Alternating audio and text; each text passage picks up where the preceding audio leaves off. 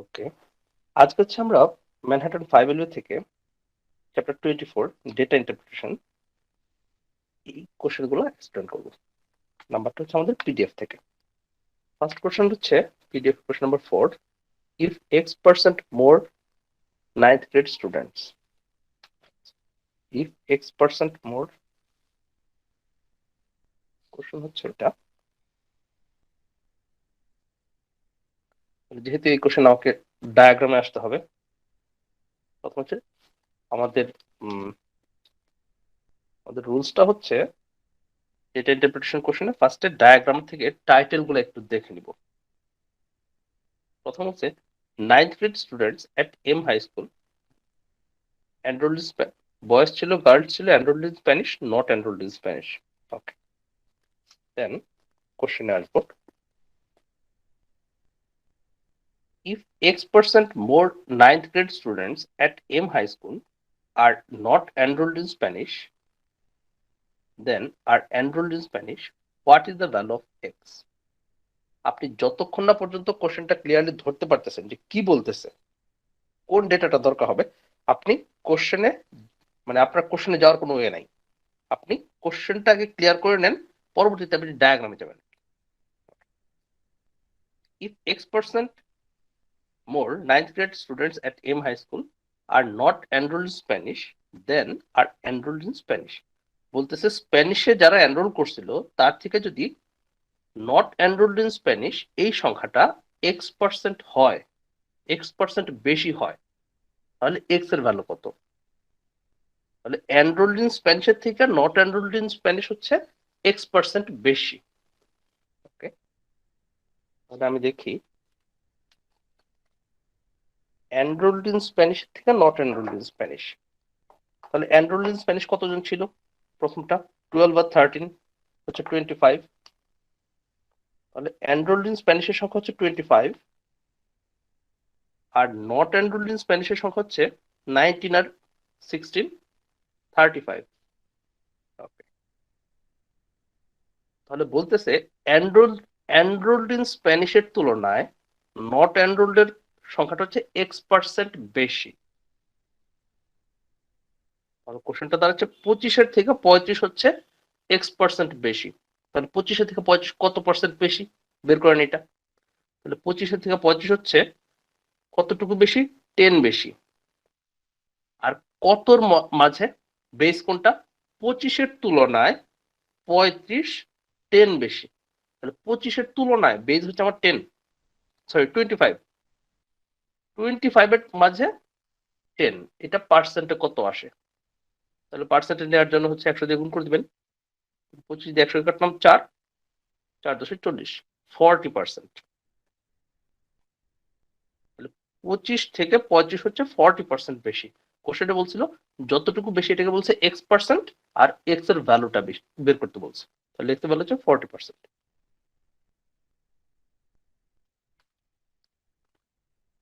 Answer হচ্ছে আমার 40%।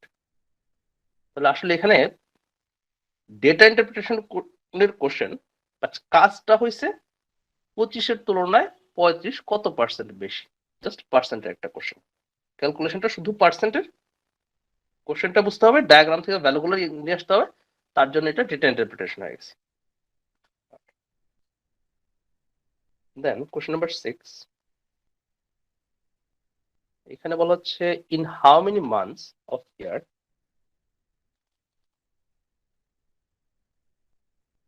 In how many months of the ইয়ার, এই কোশ্চেন হচ্ছে আমার এই ডায়াগ্রাম থেকে। ফার্স্ট আমি ডায়াগ্রামটা দেখে নিব, টাইটেল গুলা। Number of days with minimum temperature 32°F or less, number of days with maximum temperature 90°F or more। ওকে, দুইটা টাইটেল দেওয়া আছে। আর স্টেট লুইস WG। ওকে, তাহলে এখানে কোশ্চেনে বলছে in how many months of the year were there more than 20 days with temperature 32°F or less in W। আরেকবার, in how many months of the year, তাহলে কতগুলা মান্থে there were more than 20 days of the temperature 20 days with temperature 32 degree Fahrenheit or less তাহলে মান্থের মাঝে 20 ডেজের থেকে বেশি সংখ্যক দিন টেম্পারেচারটা আমার 32 ডিগ্রি বা তার থেকে কম ছিল এই ডাব্লিউ স্টেটে। ওকে, তাহলে কত সংখ্যক মান্থে 20 ডেজেরও বেশি দিন টেম্পারেচারটা 30 ডিগ্রি ফারেনহাইট বা তার থেকে কম ছিল। ওকে, তাহলে 30 ডিগ্রি ফারেনহাইট এই ডায়াগ্রাম কতগুলা মান্থে এই ডাব্লিউ স্টেট হচ্ছে ব্ল্যাক, এই ব্ল্যাকের ভ্যালুটা 20 ডেজের বেশি হবে। তাহলে ডাব্লিউ এটা হচ্ছে ব্ল্যাক 20 এর বেশি, 20 প্রত্যেকটা মান্থে কত মানে ডেজের সংখ্যা দেওয়া আছে। তাহলে জানুয়ারিতে 20 বেশি ছিল, ফেব্রুয়ারিতে 20 বেশি, মার্চে 20 বেশি, অক্টোবরে 20 বেশি, নভেম্বরে আর হচ্ছে ডিসেম্বরে। তাহলে 1 2 3 4 5 6 6টা মান্থে আমি টেম্পারেচার 20 বেশি পাইছি ডাব্লিউ স্টেটে। তাহলে অ্যান্সার হচ্ছে 6। তাহলে এখানে কি আমার কোনো ক্যালকুলেশন আছে? কোনো ক্যালকুলেশন নাই, জাস্ট কাজ হচ্ছে কোশ্চেনটা বুঝতে পারা। কোশ্চেনটা বুঝলাম, ডেটাগুলো আমি ডায়াগ্রাম থেকে শুধু কাউন্ট করে আসছি। আরেকবার কোশ্চেনটা দেখেন, in how many months of the year, তাহলে বছরে কতগুলো মাস, were there more than 20 days with temperature 32 degree Fahrenheit or less in W. তাহলে ডাব্লিউ স্টেটে টেম্পারেচারটা 32 ডিগ্রি বা তার থেকে কম ছিল 20 ডেজেরও বেশি দিন কতগুলা মাসে? 6 months. Then question number 7 বলেছে on how many days, just পরের question, on how many days in the entire year with the temperature in G rise to at least 90 degree Fahrenheit or fall at least as low as 32 degree Fahrenheit? কি বলছে? Part part করে পড়েন। on how many days in the entire year, total বছরে কত দিন did the temperature in G, তাহলে জি স্টেটের কথা বলতেছে, rise to at least 90 degree Fahrenheit or fall at least as low as 32 degree। তাহলে বছরে কত সংখ্যক দিন জি স্টেটে টেম্পারেচারটা at least 90 ডিগ্রি ফারেনহাইটে উঠছিল অথবা as low as 32 degree Fahrenheit বা তার থেকে কম মনে হয়।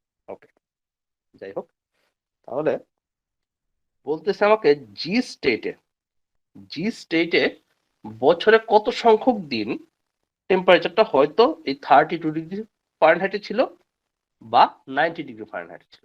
তাহলে আমার কাজ হবে এই জি স্টেটে এইখানে এই 32 ডিগ্রি ফারেনহাইটে কতদিন ছিল আর এইখানে ওই 90 ডিগ্রি ফারেনহাইটে কতদিন ছিল, এই দুটোকে যোগ করতে হবে।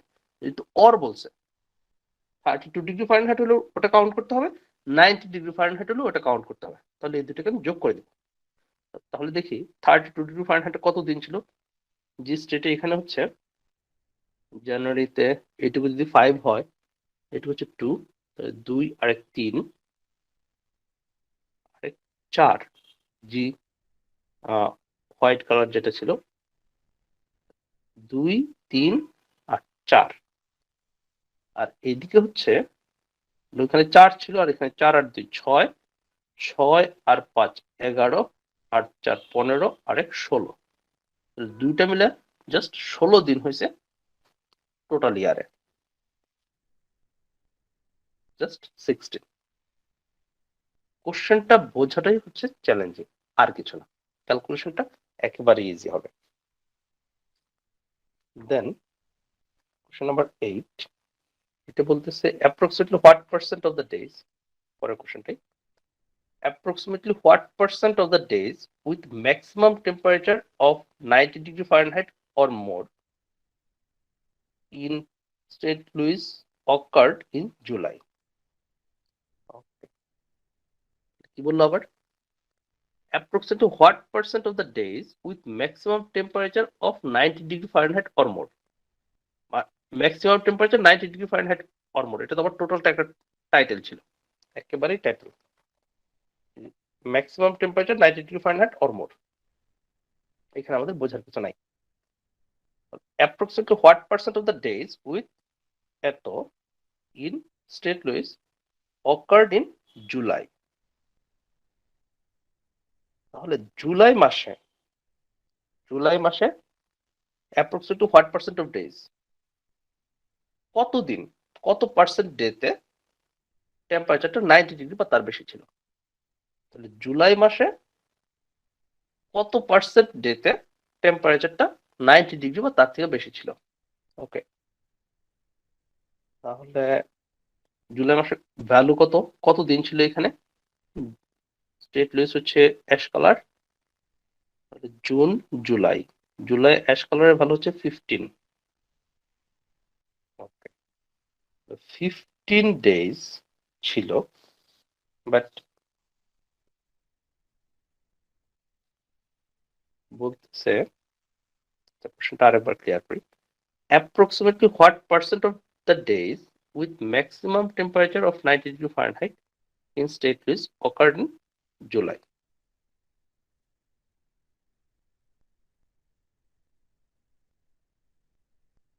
Approximately what percent of the days with maximum occurred in July? Okay, তাহলে আমাদের ভ্যালু হচ্ছে এখানে ডেজ পেলাম 15, আর জুলাই মাস কত দিনে ছিল? জুলাই মাস হচ্ছে জানুয়ারি, ফেব্রুয়ারি, মার্চ, এপ্রিল, মে, জুন, জুলাই, 31 দিন। 31 দিনের মাঝে 15, পার্সেন্টে কত আসে? 31 এর মাঝে 15। ওকে, এটা অ্যান্সারটা কি, জি না ই? নাম্বার 11 44% হওয়ার কথা।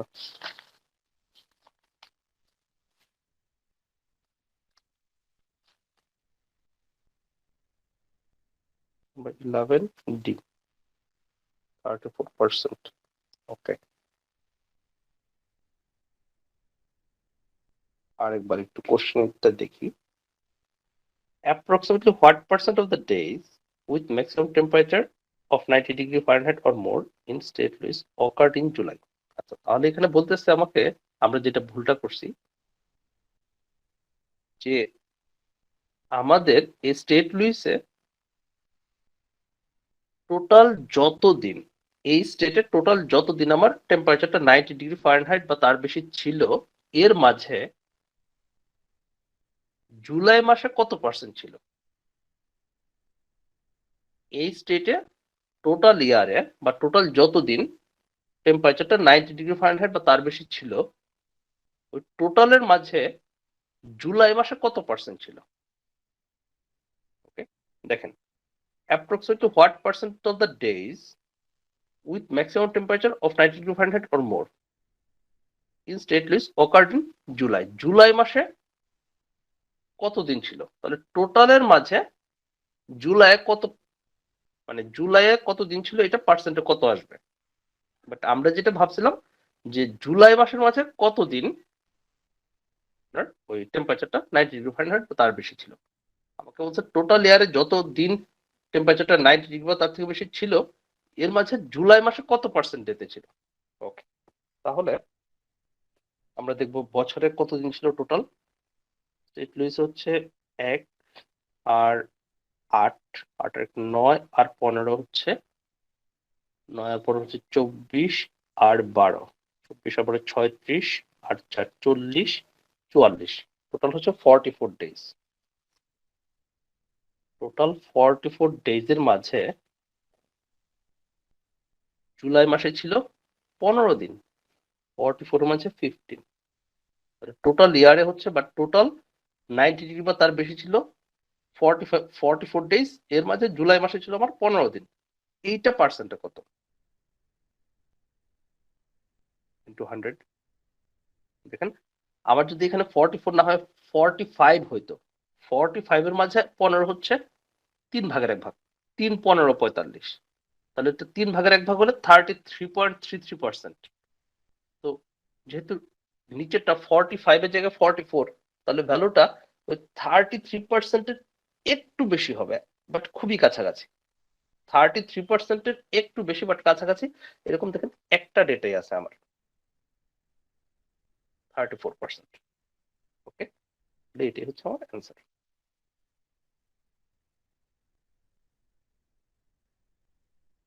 ধরতে পারছি কোশ্চেনটা? নাইম ভাই, লুথুরন ভাই? জি ভাইয়া। জি ভাইয়া, এটা বুঝছি ভাইয়া। ওকে, এই জায়গায় ওই যে তিনটা যে আলাদা আলাদা ভাবে আছে, ওইটার জন্য একটুখানি সমস্যা হয় আর কি বেসিক্যালি। আমি করার সময় এটা ফেস করছিলাম। ঠিক আছে, বাট আসলে আমাদের মেইন চ্যালেঞ্জটা হচ্ছে কোশ্চেনটা বুঝতে পারা, তাহলে আর পরবর্তীতে ক্যালকুলেশন প্রবলেম পাবেন না। ওকে, ঠিক আছে। দেন কোশ্চেন নাম্বার 9, এখানে বলতেছে the number of freezing. The number of freezing January days in W was approximately what percent more than the number of freezing January days in state days? A freezing day is one in which the minimum temperature is 32 degree Fahrenheit or less. তাহলে ওই 32 degree যে diagram ছিল ওখান থেকে আসবে। কোশ্চেনটা কি বলছিল আরেকবার? The number of freezing January days in W, তাহলে ডাব্লু স্টেটে ওই ফ্রিজিং জানুয়ারি ডেজ যতদিন ছিল was approximately what percent more than the number of freezing January days in state days? এটা তোমাদের ওই ফার্স্ট যে কোশ্চেনটা দেখছিলাম স্টুডেন্টের এনরোলড ইন স্প্যানিশ, ওটার মতো। তাহলে বলতেছে ডাব্লু স্টেটে ফ্রিজিং জানুয়ারি ডেজ মানে হচ্ছে ওই minimum temperature 32 degree Celsius Fahrenheit. W স্টেটে এখানে কতদিন ছিল জানুয়ারিতে?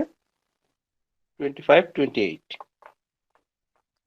ওকে, এখানে যদি আমার 28 হয় ডাব্লুতে, আরেকটা বলছে স্টেট লুইস, স্টেট লুইস ছিল অ্যাশ, অ্যাশ কালার হচ্ছে 25।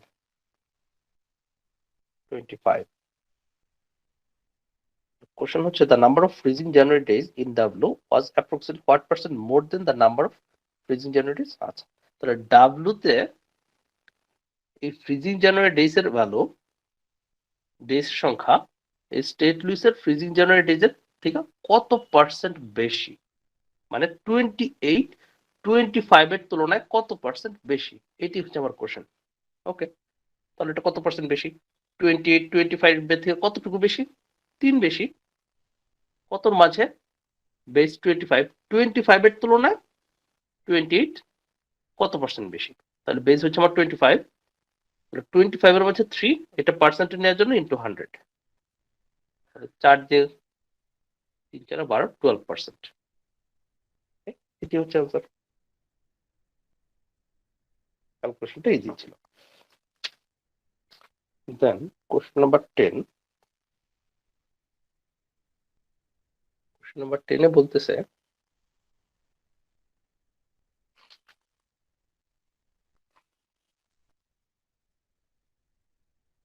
এই diagram, survey of 557 households in pets. 10 11 12 13 এই সবগুলো কোশ্চেন আছে। তাহলে ফার্স্ট ডায়াগ্রামটা দেখবো, survey of 557 হাউসহোল্ডস with pets. Okay, number of হাউসহোল্ডস monthly spending on pet supplies. বলতেছে number of pets, number of হাউসহোল্ডস, maximum monthly spending, minimum monthly spending, average monthly spending. আচ্ছা, এখানে ডায়াগ্রামটা আমাদের hard কপিতে ঠিক মতো বোঝা যায় না, পিডিএফ এ বোঝা যাচ্ছে, কিন্তু আসলে এইখানে যে ডায়াগ্রামের মাধ্যমে যেগুলো বোঝানো হয়েছে ওই ভ্যালুগুলো এক্স্যাক্টলি নিচে লেখা আছে। ওকে, তার জন্য ডায়াগ্রামটা না দেখলেও কোশ্চেনটা সলভ করতে সমস্যা হবে না। তো ফার্স্ট কোশ্চেনে বলছে approximately what percent of the surveyed household have more than 3 pets. তাহলে এখানে সার্ভেতে যতগুলো ছিল, যতগুলো হাউস ছিল এর মাঝে approximately what percent of the surveyed household have more than 3 pets, তিনটার বেশি পেট কতগুলো হাউসে ছিল বা কত পার্সেন্ট হাউসে ছিল। তাহলে তিনটা, এক নাম্বার অফ পেট একটা, নাম্বার অফ পেট 2 3 4 5, তাহলে 3 এর বেশি, মোর দেন 3 হচ্ছে 4 আর 5 হতে পারে। তাহলে 4টা করে পেট ছিল 49 হাউসে, 5টা ছিল 9টা হাউসে, তাহলে 3 এর বেশি, এই দুটা মিলে কত হচ্ছে? 49 আর 9 হচ্ছে আমার 58।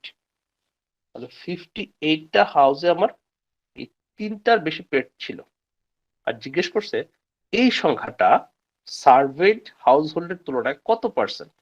সার্ভে হয়েছিল আমার 557 মাঝে, 557 মাঝে 58 কত পার্সেন্ট, অ্যাপ্রক্সিমেটলি ওকে।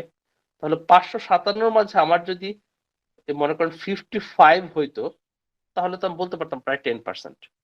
557 মাঝে 55 হলে 10% হইতো, বাট এটা তো 58, তো 55 না হয় 58 হয়েছে, 10%-এর একেবারে কাছাকাছি না, 10% একেবারে কাছাকাছি। দেখেন আমার অপশনে একটা মাত্র ভ্যালু আছে কাছাকাছি 10%, বাকিগুলো অনেক দূরে 20%, 30%, ওগুলো তো আর হওয়ার কোনো চান্স নাই। যেহেতু অ্যাপ্রক্সিমেটলি বলছে, আমার অ্যাকুরেট হওয়ার দরকার নাই, কাছাকাছি আমরা গেস করে যেটা মানে খুব ক্লোজ যেটা হইতে পারে। 557 মাঝে 58 ক্লোজ টু 10% হবে। এইটুকু থেকে আমরা অ্যান্সার দিয়ে দিতে পারবো। দেন কোশ্চেন নাম্বার 11 বলছে which of the following is the median number of pets owned by the households in the survey? ওকে, খুবই কমন একটা কোশ্চেন জিআরইতে, মিডিয়ান বের করতে বলে। মিডিয়ান বের করতে বললে আমাদের দুইটা ক্রাইটেরিয়া ফার্স্টে কনফার্ম করতে হবে অ্যান্সার করার আগে। একটা হচ্ছে কোন ডেটা লিস্টের মিডিয়ানের কথা বলছে, which of the following is the median number of pets, pets এর নাম্বারের মিডিয়ান চাওয়া হয়েছে, নাম্বার অফ পেটস এর মিডিয়ান চাওয়া হয়েছে। তাহলে যেই ডেটা সেটের মিডিয়ান চাওয়া হবে, ওই ডেটা সেটটাকে আপনার অ্যাসেন্ডিং অর্ডার সাজাইতে হবে, নাম্বার অফ পেটস এর সংখ্যাটাকে অ্যাসেন্ডিং অর্ডার সাজাইতে হবে। তাহলে নাম্বার অফ পেটস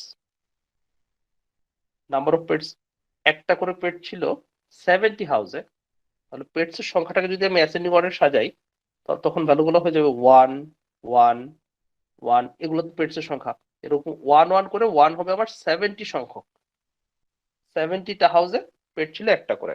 দেন দুইটা করে পেট ছিল 246টা হাউসে, দেন 2 2 2, এরকম করে 2 হবে 246টা হাউসে। তারপর তিনটা করে হবে আমার 183, চারটা করে হবে 49 হাউসে, পাঁচটা করে হবে 9 হাউসে। এখন আমাকে বের করতে বলছে মিডিয়ান। তাহলে এইখানে ডেটা সেটে যতগুলা হাউস আছে, 557টা হাউস আছে, তাদের মিডিয়ান তো আমি হচ্ছে যে 557টা হাউসে 557টা ডেটা পাবো ওই পেটস এর সংখ্যার, তাদের ওই 557টা ডেটার মিডিয়ান বের করতে হবে, মিডল মোস্ট। 557টা ডেটার মিডিয়ান কোনটা, মাঝখানেরটা। তাহলে 557 মাঝখানের ভ্যালু কত কত আসে, 550-এর অর্ধেক হচ্ছে 275, 558 হইলে 79, 279। ওকে, তাহলে 279 আর কি, 279।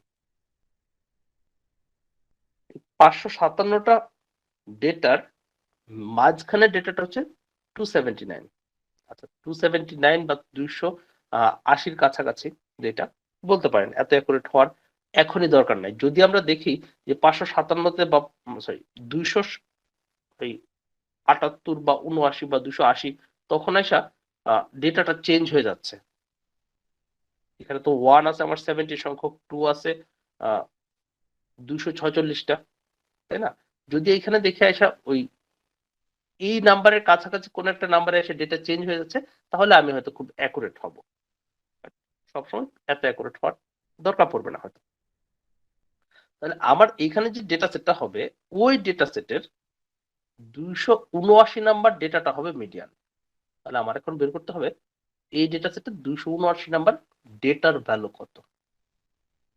1 ছিল প্রথম 70 সংখ্যক, তারপর 2 আছে 246 সংখ্যক, তাহলে 2 কত পর্যন্ত আছে, কত নাম্বার ডেটা পর্যন্ত আছে, প্রথম 70 তো 1 পর্যন্ত আছে,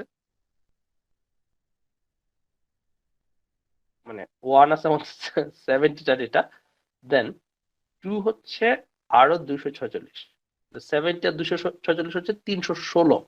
316 নাম্বার ডেটা পর্যন্ত আপনার টু আছে, বাট আমার তো দরকার 279 নাম্বার ডেটা। 316 নাম্বার ডেটা পর্যন্ত যদি টু থাকে, তো 279 নাম্বার ডেটাতে অবশ্যই টু আছে, তাহলে মিডিয়ান হবে জাস্ট টু। ডেটা সেটটা আমাদের হয়তো এরকম হবে, করেন এরকম 1 1 1 এরকম 1 এরকম হচ্ছে 70 সংখ্যক, 1 এরকম হলো 70 সংখ্যক। দেন 71 নাম্বার ডেটা হচ্ছে 2, 73 2 নাম্বার ডেটা 2, 73 নাম্বার ডেটা 2, এরকম 2 হইতে থাকবে। 2 হইতে থাকবে আপনার, এখানে তো 70 পর্যন্ত গেল। দেন এখানে আরো 246টা 2 আছে, 2 আসা শেষ হবে 316 নাম্বার ডেটা পর্যন্ত।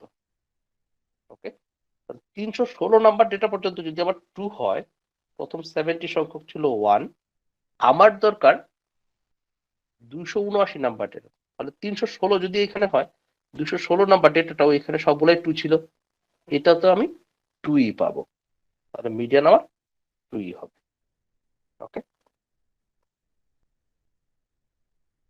দেন what is the range of monthly spending on pet supplies for the household group with the largest such range? কোশ্চেনটা শিওর হতে হবে কি বলছে। What is the range? Range মানে হচ্ছে ম্যাক্সিমাম মাইনাস মিনিমাম, বাট কার range? Range of monthly spending on pet supplies. আচ্ছা, pet supply monthly spending for the household group with the largest such range. Okay, তাহলে ওই monthly spending per spending on pet supplies, তাহলে pet সাপ্লাইয়ের monthly spending এর range বের করব, but কোন data সেটের? যাদের রেঞ্জটা সবচেয়ে বেশি, যাদের রেঞ্জটা সবচেয়ে বেশি তাদের রেঞ্জ কত। দ্যাট মিনস আমার প্রত্যেকটা ডেটা সেটেরই রেঞ্জ বের করতে হবে, দেন ম্যাক্সিমাম রেঞ্জটা আমার হবে অ্যান্সার। তাহলে মান্থলি স্পেন্ডিং এর রেঞ্জ বের করবেন আপনি, ওই হাউসহোল্ড যেগুলো ছিল, নাম্বার অফ পেটস, একটা করে যাদের পেট ছিল তাদের দেখেন এই মান্থলি স্পেন্ডিং দেওয়া আছে, মান্থলি স্পেন্ডিং এটা রেঞ্জ বের করব। দুইটা করে পেট ছিল তাদের রেঞ্জ বের করব, তিনটা করে পেট তাদের রেঞ্জ, চারটা পেট রেঞ্জ, পাঁচটা পেটের রেঞ্জ। তো দেন এদের রেঞ্জের মাঝে ম্যাক্সিমাম রেঞ্জ কত হবে। ওকে, কোশ্চেনটা আরেকবার দেখেন। What is the range of monthly spending on pet supplies? তাহলে মান্থলি স্পেন্ডিং অন পেট সাপ্লাইয়ের রেঞ্জ বের করবেন for the household group with the largest such range, যাদের রেঞ্জটা ম্যাক্সিমাম ছিল বা লার্জেস্ট ছিল তাদের রেঞ্জ কত। রেঞ্জ হবে monthly spending on pet supplies. আমাকে দেখেন monthly spending on pet supplies এর মিনিমাম ম্যাক্সিমামও দেওয়া আছে, monthly spending on pet supply মিনিমামও দেওয়া আছে। তো আমরা তো জানি রেঞ্জ মানে হচ্ছে just maximum minus minimum. Okay, তাহলে এই ম্যাক্সিমাম থেকে মিনিমামটা মাইনাস করে দিবেন। এইখান থেকে ম্যাক্সিমাম থেকে মিনিমাম মাইনাস করব আর চেক করব কোনটা ভ্যালু সবচেয়ে বেশি। ওকে, এটা ক্যালকুলেটর ইউজ করার দরকার নাই, মেন্টালি করব। তাহলে আমাকে ফাইন্ড আউট করতে হবে ম্যাক্সিমাম রেঞ্জ কোনটা। তাহলে প্রত্যেকটা রেঞ্জ আমি বের করবো। প্রথমে 57 থেকে 6, 57 ম্যাক্সিমাম, 6 মিনিমাম, রেঞ্জ হচ্ছে এটা থেকে এটা মাইনাস করেন, 57 থেকে 6 মাইনাস করলে 51 হচ্ছে। ওকে, আমার যদি দরকার হয় আমি খুবই মানে এক্সাক্ট হব ডেসিমেল নাম্বার সহ, বাট যদি দরকার না হয় তাহলে তো করবো না। তাহলে এটা মোটামুটি 51 এর মতো আসবে, থাকুক। পরেরটা তো হচ্ছে 75 থেকে 35 মাইনাস করলে 40 মতো আসে। তাহলে আমার যেহেতু ম্যাক্সিমামটা দরকার, বড়টা দরকার, অলরেডি আমার হাতে 51 আছে, তাহলে 40টা আমি রাখবো না, এটা বাদ, এটা হবে না। 143 থেকে 45 মাইনাস করতে হবে। 143 থেকে 45 মাইনাস করলে হচ্ছে 98। তাহলে এখানে রেঞ্জ 98, বাট আমার হাতে আগে একটা ছিল 51, তাহলে 51 বাদ, এটা আমার এখন ম্যাক্সিমাম। এখানে 140 থেকে 87, 140 থেকে 87 হচ্ছে 63 এর মতো, বাট আমার হাতে তো অলরেডি 98 আছে, তাহলে এটা বাদ দিব না। 170 থেকে 110 হচ্ছে 60 কাছাকাছি, বাট এখানে তো আমার রেঞ্জ 98 আছে। রেঞ্জটা আমার এইখানেই ম্যাক্সিমাম আসবে, 98 এর কাছাকাছি। দেখেন অপশনে 98 এর কাছাকাছি কোনটা আছে, একটা ভ্যালু আছে 97.73। এটাই হচ্ছে আনসার। আপনার কোশ্চেন ফাইন্ড আউট করার পরেই আনসার আসতে হবে। আচ্ছা ভাইয়া, এখানে তো সংখ্যা কম বেশি আছে না? যেমন একটা হ্যাঁ। পেটের জায়গায় 2টা পেট 3টা পেট, তো ওইটা কি করতে হবে না? ওইটাই তো বলছিল আমাদের ফর হাউস হোল্ড গ্রুপস, আমার কিন্তু মান্থলি স্পেন্ডিং অর পার পেট বলে নাই। আচ্ছা আচ্ছা, ঠিক আছে ঠিক পার আছে। পেট যদি বলতো তাহলে বের করতাম যে 4টার জন্য রেঞ্জ এত, তাহলে একটার জন্য রেঞ্জ কত আসছে। ওকে, এটা পরের কোশ্চেন। ভাইয়া আবার একটু বুঝাবেন, এই জিনিসটা অবশ্যই। ধরতে পারে না। ওকে, তাহলে ফার্স্টে আমরা কোশ্চেনটা অ্যানসার হবো, what is the range of monthly spending on pet supplies. তাহলে monthly spending on pet supply range বের করতে হবে। রেঞ্জ হবে এর ম্যাক্সিমাম থেকে মিনিমামের ভ্যালু মাইনাস করে। For the household group, household group বলতে বোঝাচ্ছে একটা করে পেট, 2টা করে পেট, 3টা 4টা 5টা, ওই প্রত্যেকটা একটা করে house hold group. For the household group with the largest such range, তাহলে রেঞ্জটা যাদের লার্জেস্ট ছিল ওই হাউস হোল্ড গ্রুপের মান্থলি রেঞ্জটা কত। যেই হাউস হোল্ড গ্রুপের রেঞ্জটা লার্জেস্ট ছিল তাদের রেঞ্জ কত। আর রেঞ্জটা হচ্ছে monthly spending on pet supplies. তাহলে গ্রুপ আমার এই 5টা, একটা পেট, 2টা পেট, 3টা 4টা 5টা, এই 5টা পেট পেট সংখ্যা ডিফারেন্সের জন্য 5টা গ্রুপ হচ্ছে, প্রত্যেকটা গ্রুপের রেঞ্জ বের করব, দেন কম্পেয়ার করে লার্জেস্টটা রাখবো। এটা মাইনাস করে পাচ্ছিলাম আমরা যে এখানে রেঞ্জ হচ্ছে 51, পরেরটাতে রেঞ্জ পাইলাম ক্লোজ টু 40, তাহলে আমার দরকার হচ্ছে লার্জেস্ট বের করব, তাহলে 51টা অলরেডি বড়, এটা বাদ। এখানে পাইছে 98 এর মতো, তাহলে 98টা 51 থেকে বড় ছিল, তাহলে 51 এখন বাদ দিয়ে দিলাম। লার্জেস্টটা জাস্ট মাথায় রাখতেছি, বাকিটা বাদ দিয়ে দিচ্ছি। এইখানে হচ্ছে আপনার 63 এর কাছাকাছি, তাহলে এটাও বাদ। সরি 53 এর কাছাকাছি, এটাও বাদ। 170 থেকে 111, এটা 60 এর কাছাকাছি, তাহলে এটাও বাদ। ম্যাক্সিমাম পাইছি আমি 98 এর কাছাকাছি। ওকে, দেন বলতেছে the household group, Naim ভাই ক্লিয়ার হয়েছে এটা? জি ভাইয়া, বুঝছি ভাইয়া। Okay. The household group with which number of pets had the greatest average monthly spending per pet? দেখেন, একটা ওয়ার্ড যদি আপনি মিস করেন তাহলে আপনার ক্যালকুলেশনটা ডিফারেন্ট হয়ে যাবে, অ্যান্সারটা ডিফারেন্ট হয়ে যাবে। পার পেট, প্রতি পেটে। আচ্ছা, তাহলে কি বলছে কোশ্চেনে, the household group with which number of pets, তাহলে কত সংখ্যক পেটের যে জন্য বা কত সংখ্যক পেটের গ্রুপটাতে had the greatest average monthly spending, তাহলে গ্রেটেস্ট অ্যাভারেজ মান্থলি স্পেন্ডিং ছিল পার পেট, তাহলে প্রতি পেটের জন্য অ্যাভারেজ মান্থলি স্পেন্ডিংটা গ্রেটেস্ট ছিল কোন হাউসহোল্ড গ্রুপে। প্রতি পেটের জন্য অ্যাভারেজ মান্থলি স্পেন্ডিংটা গ্রেটেস্ট ছিল কোন হাউসহোল্ড গ্রুপে। ওকে, তাহলে দেখেন আমার এখানে average monthly spending on pet supplies, তাহলে অ্যাভারেজ মান্থলি স্পেন্ডিংটা দেয়া আছে, বাট বলে দেয়া আছে আমার পার পেট, প্রতি পেটে।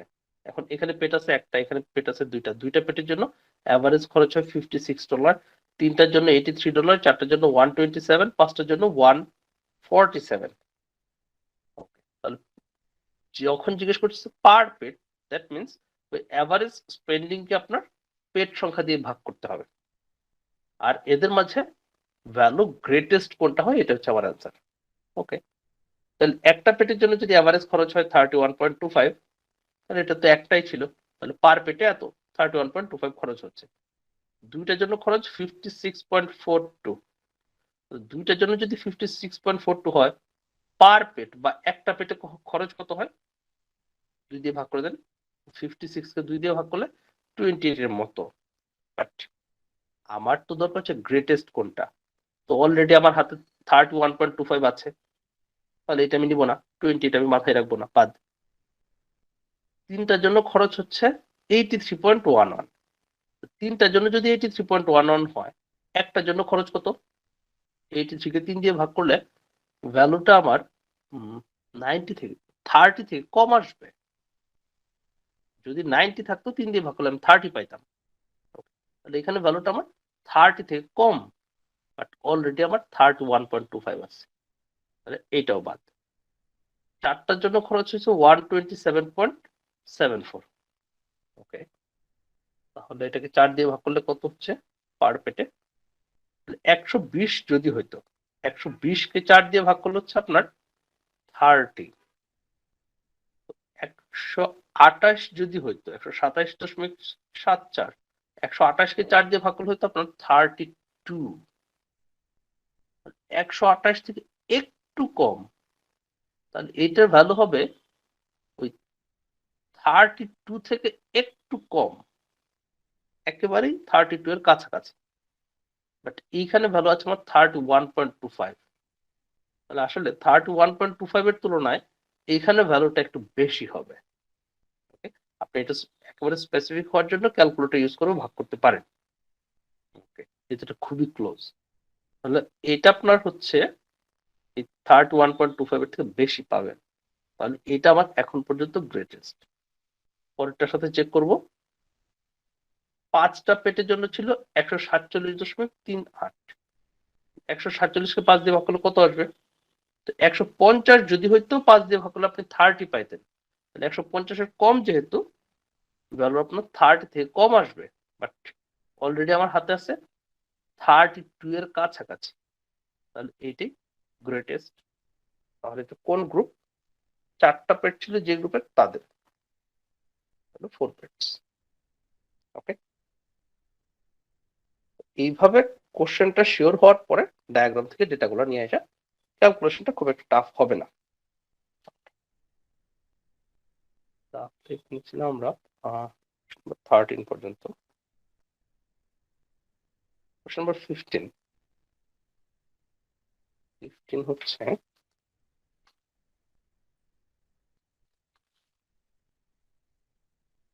Number of students. এই ডায়াগ্রাম, ফার্স্ট ডায়াগ্রামটা দেখে নেব।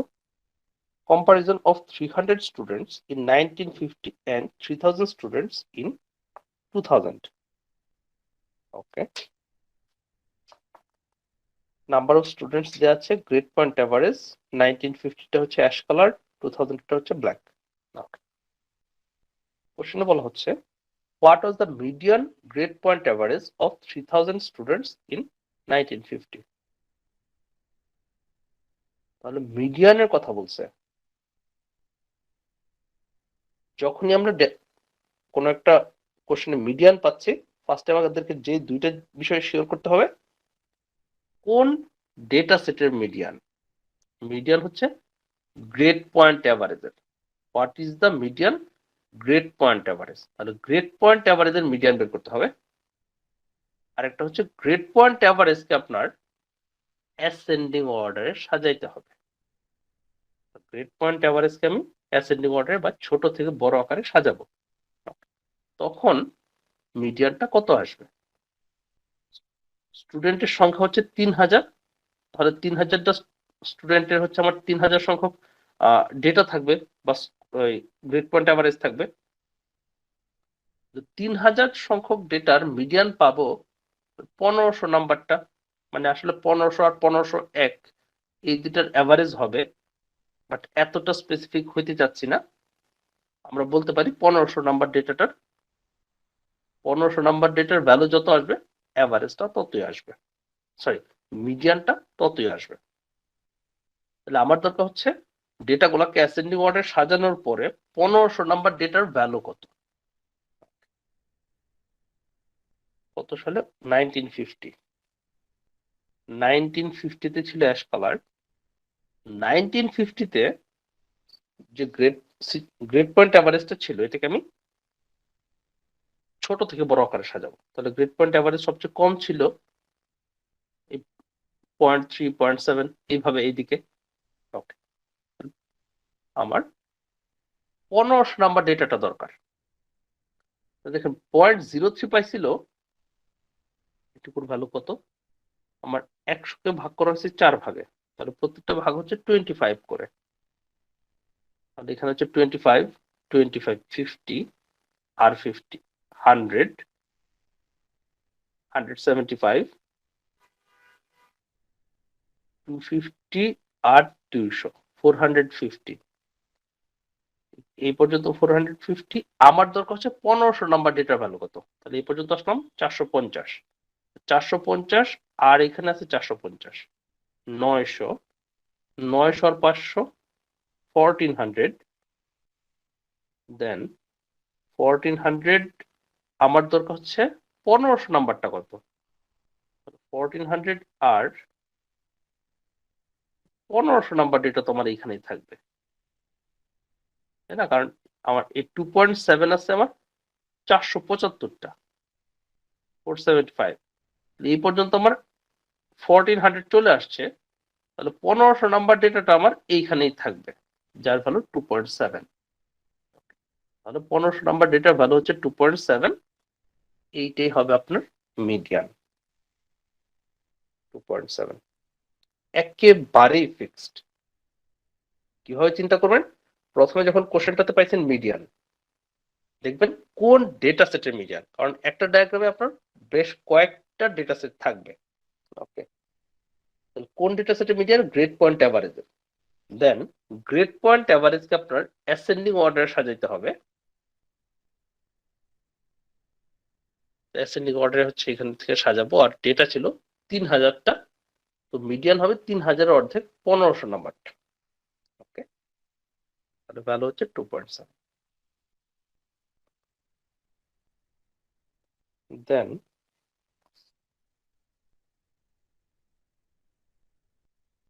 পরের কোশ্চেন বলছে approximately what percent of the students in 2000 earned at least 3.0 grade point average. তাহলে কি বললো, approximately what percent of the students in 2000। তাহলে ভাইয়া 2000 এ, জি আনসার কিন্তু 3.33 বি নাম্বারটা। বি নাম্বারটা 3.33।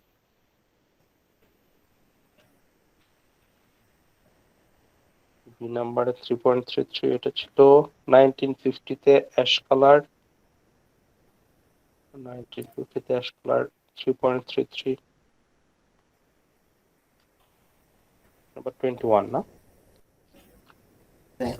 ভাইয়া জি না ভাই ডি নাম্বার আনতো 2.7 21.7 ডি, হ্যাঁ 2.7 তো 2.7, ঠিক আছে ভাইয়া। তো ওকে, বাট লজিক্যালি আমাদের কিন্তু এ পর্যন্ত মিলছে, অ্যান্সার হচ্ছে আমাদের অপশন ডি। ওকে, আপনারা তো পরেরটার জন্য বা অন্যটা দেখে ফেলছেন। ওকে, দেন পরের কোশ্চেনে বলছিল approximately what percent of the students in 2000 earned at least 3.0 grade point average। 2000 এ স্টুডেন্টদের মাঝে কত পার্সেন্ট, অ্যাপ্রক্সিমেটলি কত পার্সেন্ট স্টুডেন্টে at least 3.0 grade point average পাইছে। at least 3.0 দ্যাট মিনস হয়তো মিনিমাম 3.0 বা তার থেকে বেশি, মিনিমাম 3.0 বা তার থেকে বেশি কত পার্সেন্ট স্টুডেন্টের স্কোরটা পাইছিল। তাহলে 3.0 কেও কাউন্ট করতে হবে, আর এর বেশিগুলো আমি নিব, এর কমগুলো নিতে পারবো না। 2000 এ তাহলে 2000 ছিল ব্ল্যাক 3.0 বা তার থেকে বেশি। এইখানে স্টুডেন্টের সংখ্যাটা অ্যাপ্রক্সিমেটলি কত পার্সেন্ট। ওকে, টোটাল স্টুডেন্টের সংখ্যা আমার দুইবারই হচ্ছে 3000 ছিল। ওকে, 3.0 বা তার থেকে বেশি কত সংখ্যক স্টুডেন্ট ছিল এটাকে বের করবো। 3.0 পাইছিল এখানে 500 আর 625, 5 আর 6 1125, আর হচ্ছে 1150 আর 500 1650, 1700 আর 300 2000। তাহলে 3.0 থেকে, তাহলে মিনিমাম 3.0 বা তার থেকে বেশি এখানে টোটাল ডেটা পেলাম আমি 2000। তাহলে 2000 স্টুডেন্টস অ্যাটলিস্ট 3.0 পাইছিল। আর জিজ্ঞেস করতেছে এটা অ্যাপ্রক্সিমেটলি কত পার্সেন্ট। ওকে, তাহলে আমার টোটাল স্টুডেন্ট ছিল 3000, এর মাঝে ওই 2000 কত পার্সেন্ট আসবে। তাহলে 3000 এর মাঝে 2000, 3 ভাগের 2 ভাগ, 3 ভাগের 2 ভাগ, পার্সেন্ট হচ্ছে 66.66%। তো 66.66% এর অ্যাপ্রক্সিমেটলি কাছাকাছি যেটা আছে, দেখেন 66.66 এর কাছাকাছি একটা ভ্যালু আছে 62.5, তার কাছেটা হচ্ছে এদিকে 50 আর এদিকে হচ্ছে 75।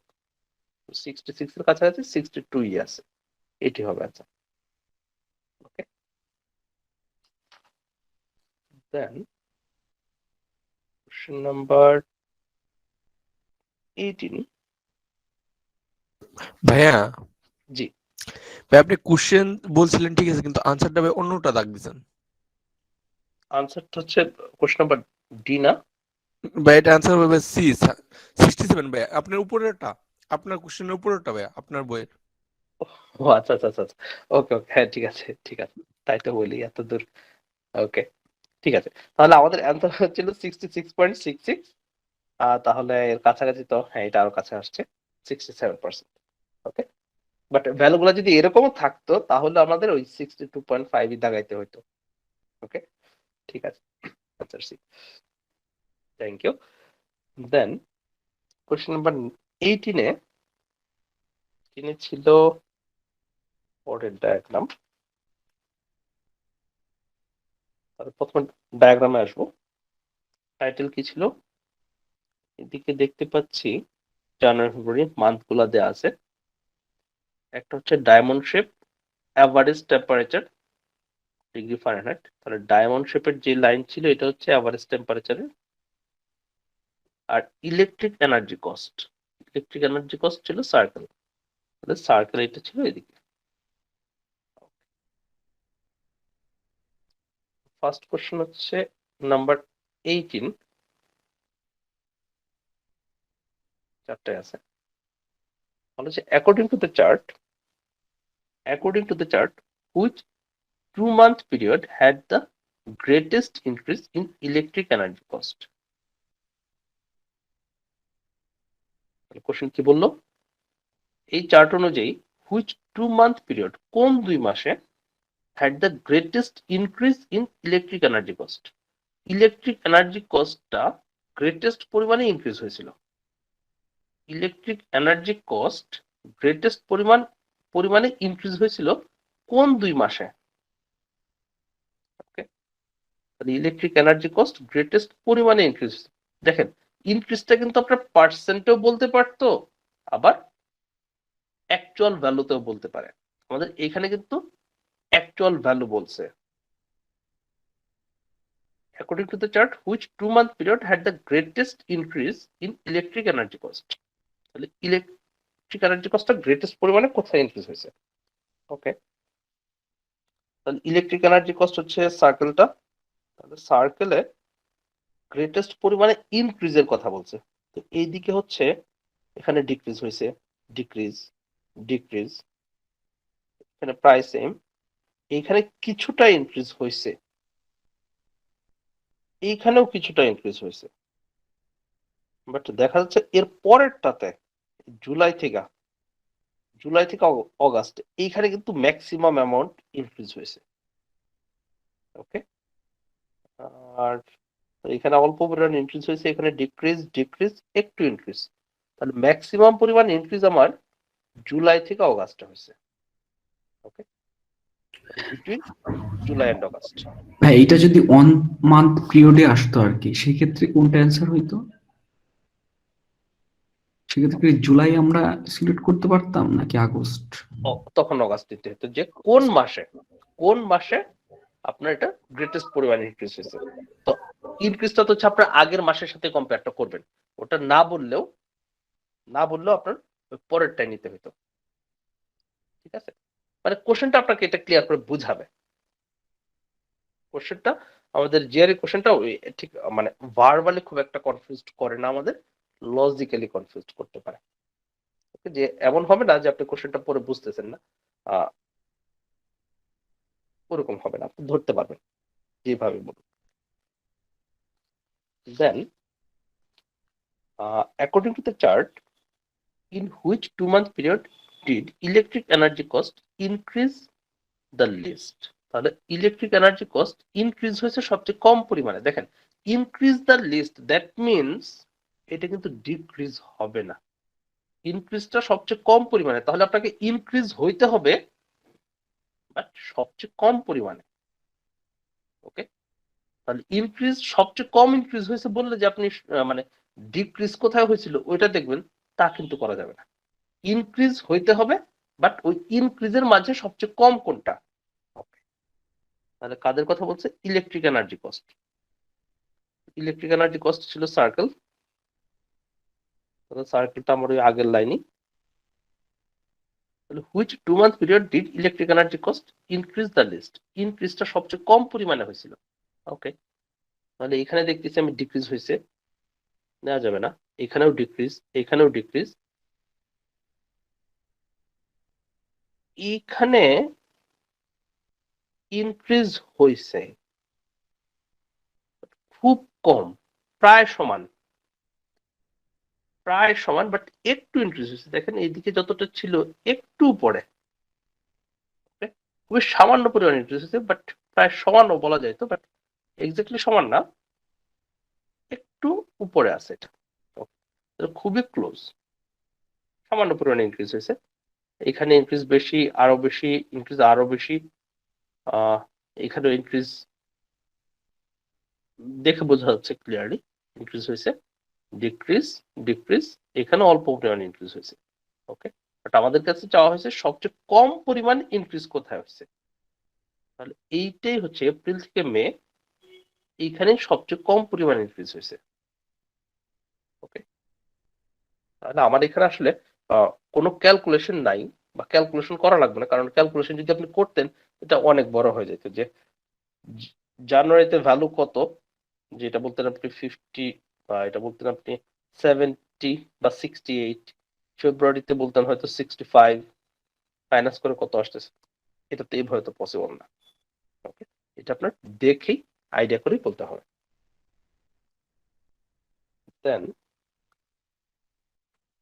পরের কোশ্চেনে বলছে according to the approximately what was the average electric energy cost per month for the first half of the year?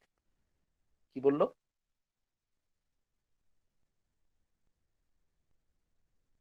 Approximately what was the average electric energy cost per month for the first half of the year?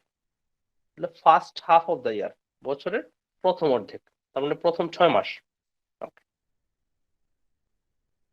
First হাফে approximately কোনটা হচ্ছে average electric cost, average electric cost বা electric energy cost, তাহলে বছরের প্রথম 6 মাসে ওই average electric energy কস্টটা কত ছিল পার মান্থ। ওকে, তাহলে এখানে আমার যে ভ্যালুগুলো দেওয়া আছে সবগুলো তো পার মান্থের ভ্যালু, প্রতি মাসের ভ্যালু কত, এই পার মান্থের ভ্যালুগুলোর অ্যাভারেজ প্রথম 6 মাসের অ্যাভারেজ বের করতে হবে। ইলেকট্রিক এনার্জি কস্ট, এটা হচ্ছে আমার সার্কেলটা, circle circle circle circle circle circle. Okay, প্রথম 6 মাস হচ্ছে আমাদের জুন পর্যন্ত। তাহলে জুন পর্যন্ত যে ডেটাগুলো আছে এই 6টার অ্যাভারেজ বের করতে হবে। এই 6টার অ্যাভারেজ বের করতে হবে। এই 6টার অ্যাভারেজ কত আসতে পারে অ্যাপ্রক্সিমেটলি বলছে। আর দেখেন ভ্যালুগুলোও কিন্তু আমাদের মোটামুটি দূরেই আছে 45, 50, 60, 70, 75।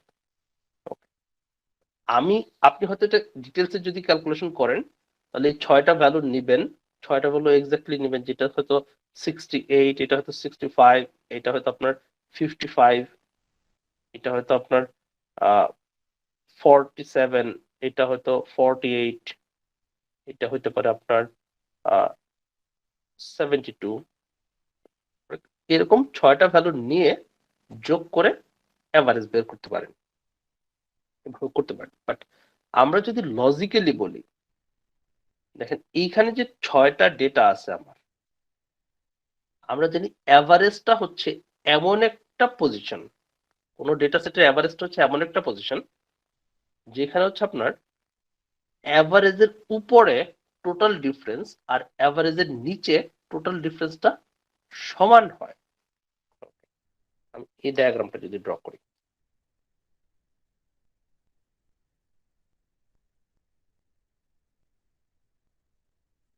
একটা হচ্ছে এখানে 2, 3, 4, 5, 6, ওকে। আর এটা ভ্যালু ছিল আপনার এখানে হচ্ছে 60,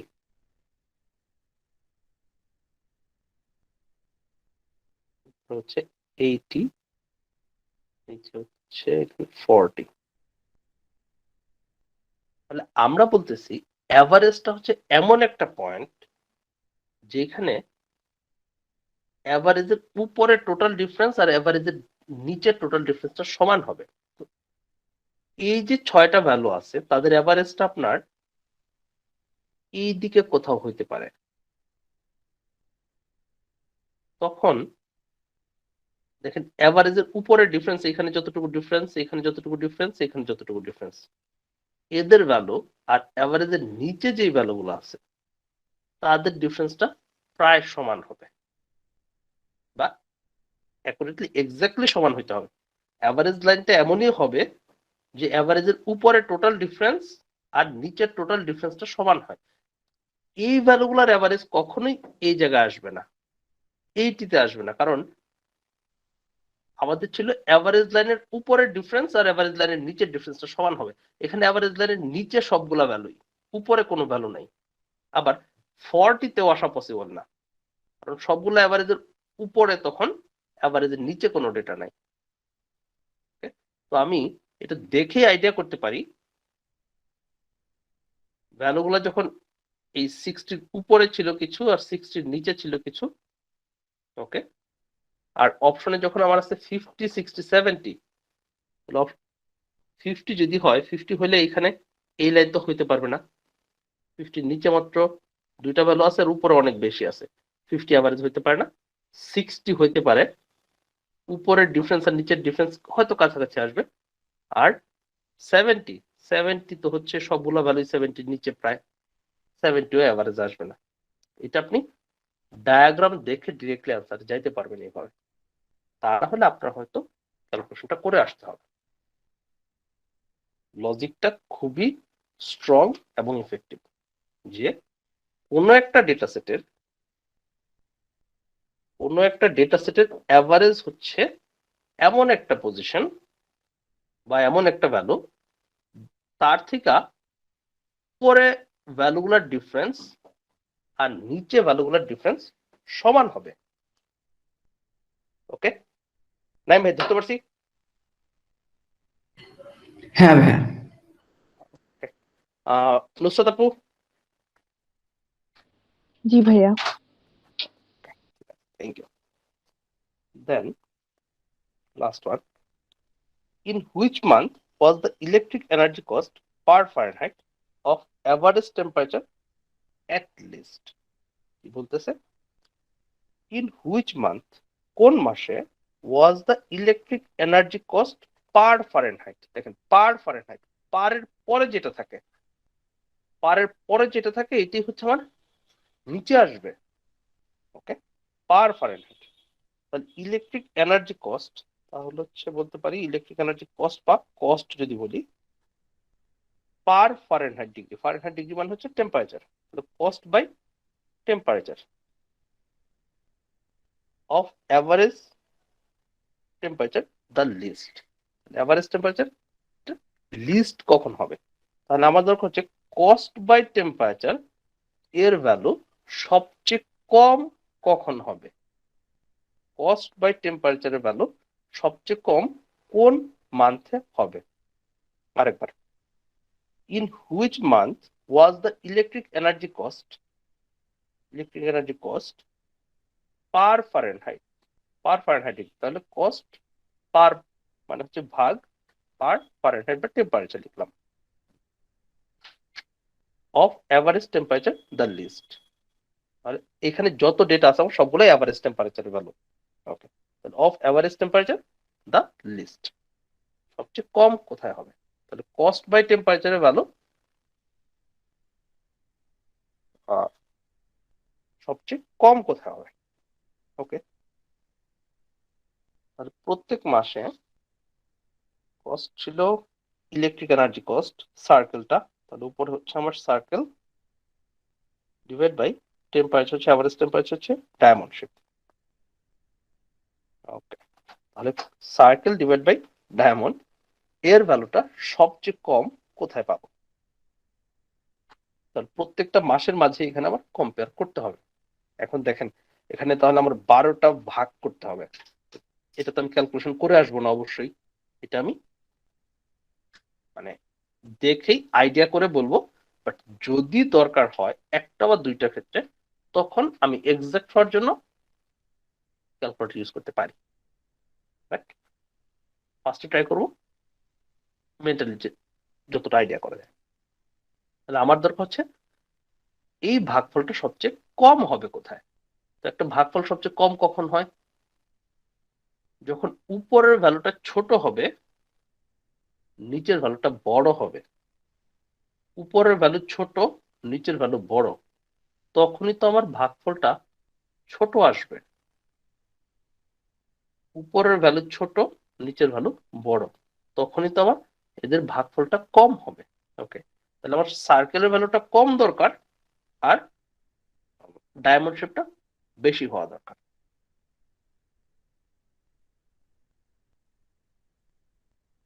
দেন এইখানে যে ভাগফল পাবো দেখা যাচ্ছে আপনি এইটুকুকে এটা দিয়ে ভাগ করতেছেন, প্রায় এখানে হচ্ছে আপনার প্রায় 70 কে এই 35 দিয়ে ভাগ করতেছেন, ভ্যালুটা প্রায় মানে ডিস্টেন্স যদি বলেন, তো ডায়মন্ড শেপের হাইট থেকে সার্কেলের হাইট ছিল প্রায় দ্বিগুণ, তাহলে এখানে ভ্যালু হয়তো 2 আসতে পারে। এটুকু যদি 2 হয় এটা দ্বিগুণের থেকে বেশি।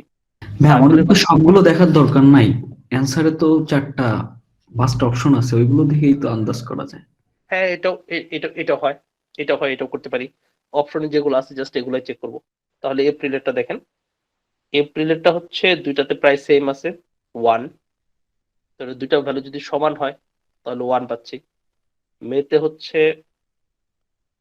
সার্কেলের ভ্যালু কে ভাগ করতেছিলাম ডায়মন্ডের ভ্যালু দিয়ে, তাহলে উপরের যেটা ছিল উপরের ভ্যালুটা কম নিচের ভ্যালুটা বড়, ডায়মন্ডের ভ্যালুটা বড়, তাহলে ছোট সংখ্যাকে যখন বড় সংখ্যা দিয়ে ভাগ করতেছেন ভাগফলটা আমার 1 এর থেকে কম আসবে, ওকে।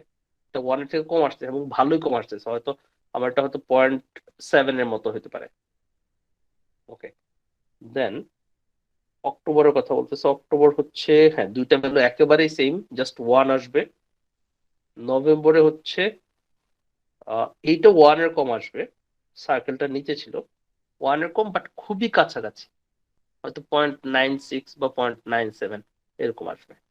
আর ডিসেম্বরে হচ্ছে সার্কেল বাই ডায়মন্ড এটা 1 এর থেকে বেশি আসবে, ওকে। আমরা ওইভাবে আইডিয়া করেই বলে দিতে পারি সবচেয়ে কম ভ্যালু পাচ্ছি আমি মেতে, তাহলে হয়তো আপনার ওই এক্সাক্ট ভ্যালু ধরে ক্যালকুলেটর ওপেন করে ক্যালকুলেশনটা করা লাগতেছে না, ওকে। তাহলে অপশনে যে 5টা আছে ওই 5টা ভ্যালু আমি কম্পেয়ার করে দেখতেছি, বাট সব সময় আপনার যে ক্যালকুলেশন করে কারেক্ট অ্যান্সার পর্যন্ত পৌঁছাতে হবে এরকম না।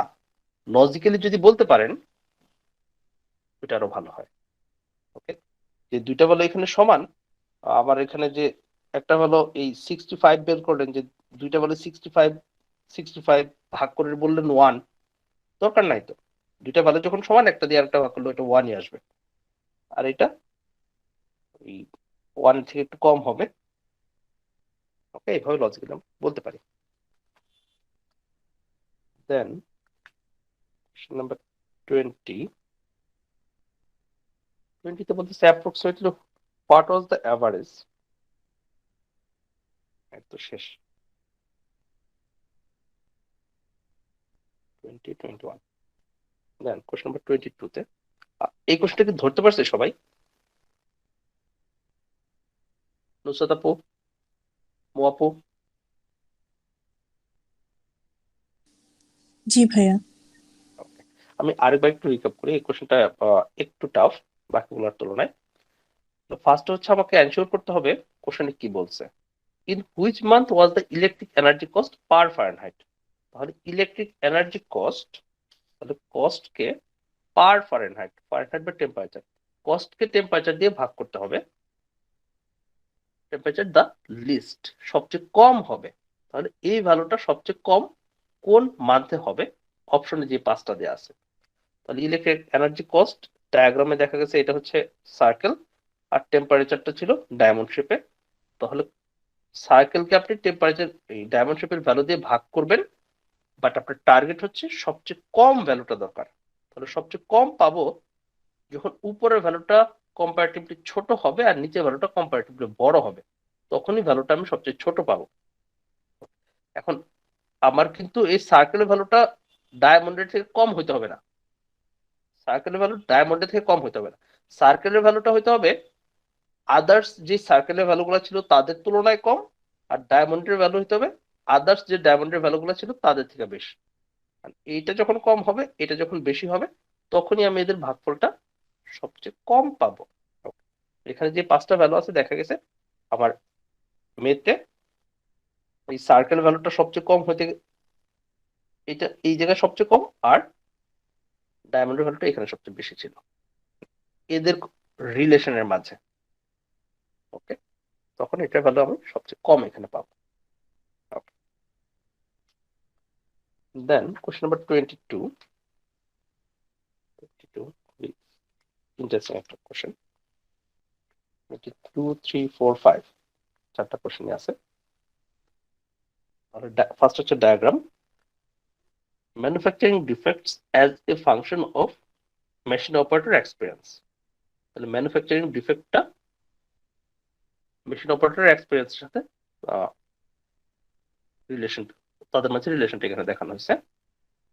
ডিফেক্টিভ পার্টস পার 1000, প্রতি হাজারের ডিফেক্টিভ পার্টের সংখ্যা। মেশিন অপারেটর এক্সপিরিয়েন্স, এক্সপিরিয়েন্সটা নিচে ডান পাশে এক্সপিরিয়েন্সের বাড়তেছে, আর এইখানে একটা লাইন দেয়া আছে, এটিকে বলা হচ্ছে অ্যাভারেজ লাইন। Average line. তো ফার্স্ট কোশ্চেনে বলছে on average, on average that means এই অ্যাভারেজ লাইনের কথাই বলতেছে। On average, the machine operators that produce the fewest defective parts per 1000 have how many hours of experience? Question কি বললো? The machine operators that produce the fewest defective parts. Machine operator গুলা যারা হচ্ছে সবচেয়ে কম সংখ্যক ডিফেক্টিভ পার্টস তৈরি করতেছে এই অ্যাভারেজ লাইনে। তাহলে এই যে অ্যাভারেজ লাইনে ডিফেক্টিভ পার্টস এর সংখ্যা হচ্ছে উপরের দিকে বাড়তেছে। ডিফেক্টিভ পার্টস এর সংখ্যা সবচেয়ে কম সংখ্যক যারা প্রডিউস করতেছিল, তাহলে অ্যাভারেজে ডিফেক্টিভ পার্টস এর সংখ্যা সবচেয়ে কম হচ্ছে এই জায়গায়, এই পয়েন্টে এসে এটা কমতে কমতে এদিকে একেবারে কমে গেছে, এর তুলনায় এদিকে যা ছিল তার থেকে এখানে কম পাচ্ছি। কোশ্চেন ছিল যে ডিফেক্টিভ পার্টস যারা সবচেয়ে কম সংখ্যক প্রডিউস করতেছিল have how many hours of experience, তাদের কত আওয়ার্স এর এক্সপিরিয়েন্স ছিল। তাহলে এই পয়েন্টে এসে আমি ডিফেক্টিভ পার্টস সবচেয়ে কম পাইছি, আর এখানে এক্সপিরিয়েন্স ছিল 16,000 আওয়ার্স, তাহলে অ্যান্সার হচ্ছে 16,000। কোনো ক্যালকুলেশন নাই, জাস্ট কোশ্চেনটা বুঝতে পারছেন, এনাফ। পরের কোশ্চেনে বলতেছে on average the machine operators with approximately how many hours of experience have the same defective part rate as those with 12,000 hours of experience? কি বলছে? On average, the machine operators with approximately how many hours of experience? তাহলে on average লাইনে কথা বলতেছে। The machine operators with approximately how many hours of experience? Machine operator গুলা যারা হচ্ছে approximately how many hours of experience have the same defective part rate as those with 12,000 hours of experience. তাহলে 12,000 আওয়ারের experience যাদের ছিল, 12,000 hours এর experience যাদের ছিল, তাহলে 12,000 আওয়ার্স এর এক্সপিরিয়েন্স হচ্ছে এই পয়েন্টে। 12,000 আওয়ার্স এর এক্সপিরিয়েন্স যাদের ছিল তারা ডিফেক্টিভ পার্টস যত তৈরি করতেছে, এই অ্যাভারেজ লাইনে 12,000 আওয়ারের এক্সপিরিয়েন্স যাদের ছিল তারা ডিফেক্টিভ পার্টস যত তৈরি করতেছে, এদের সমান সংখ্যক ডিফেক্টিভ পার্টস যারা তৈরি করে, এদের সমান সংখ্যক ডিফেক্টিভ পার্টস কারা তৈরি করতেছে, এটা ছিল 35 এর একটু উপরে, 35 লাইনের একটু উপরে এই জায়গায়। তাহলে এই পয়েন্টে ডিফেক্টিভ পার্টস যত ছিল এর সমান সংখ্যক হচ্ছে এই পয়েন্টে। এদের এক্সপিরিয়েন্স কত আওয়ার্স ছিল, তাহলে এই পয়েন্টের এক্সপিরিয়েন্স হচ্ছে নিচে।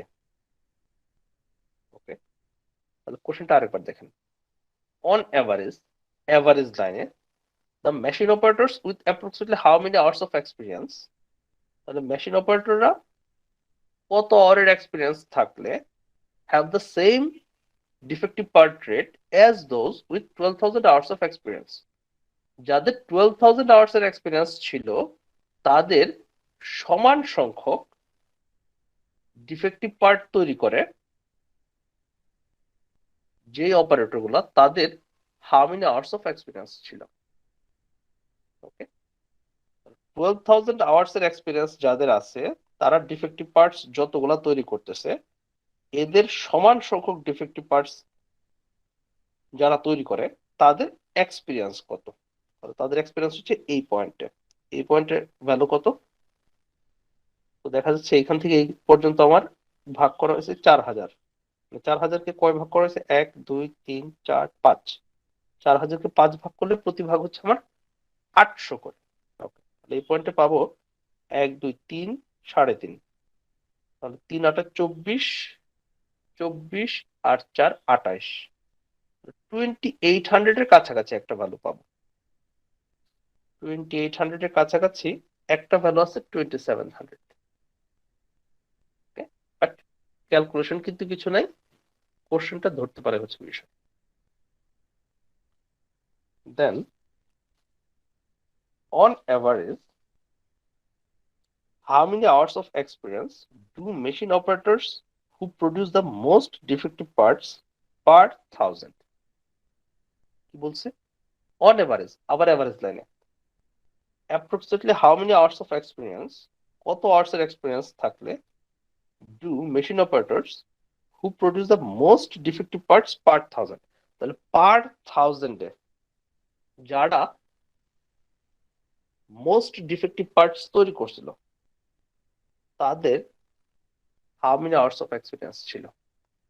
ওকে, তাহলে ডিফেক্টিভ পার্টস তো আমার এখানে যে ভ্যালু ছিল সবগুলো তো পার্ট 1000-এ, মানে এই ডায়াগ্রামের কথা বলা হচ্ছে এখানেই, যারা অন অ্যাভারেজ এই অ্যাভারেজ লাইনে সবচেয়ে বেশি সংখ্যক ডিফেক্টিভ পার্টস তৈরি করতেছে তাদের এক্সপিরিয়েন্স কত।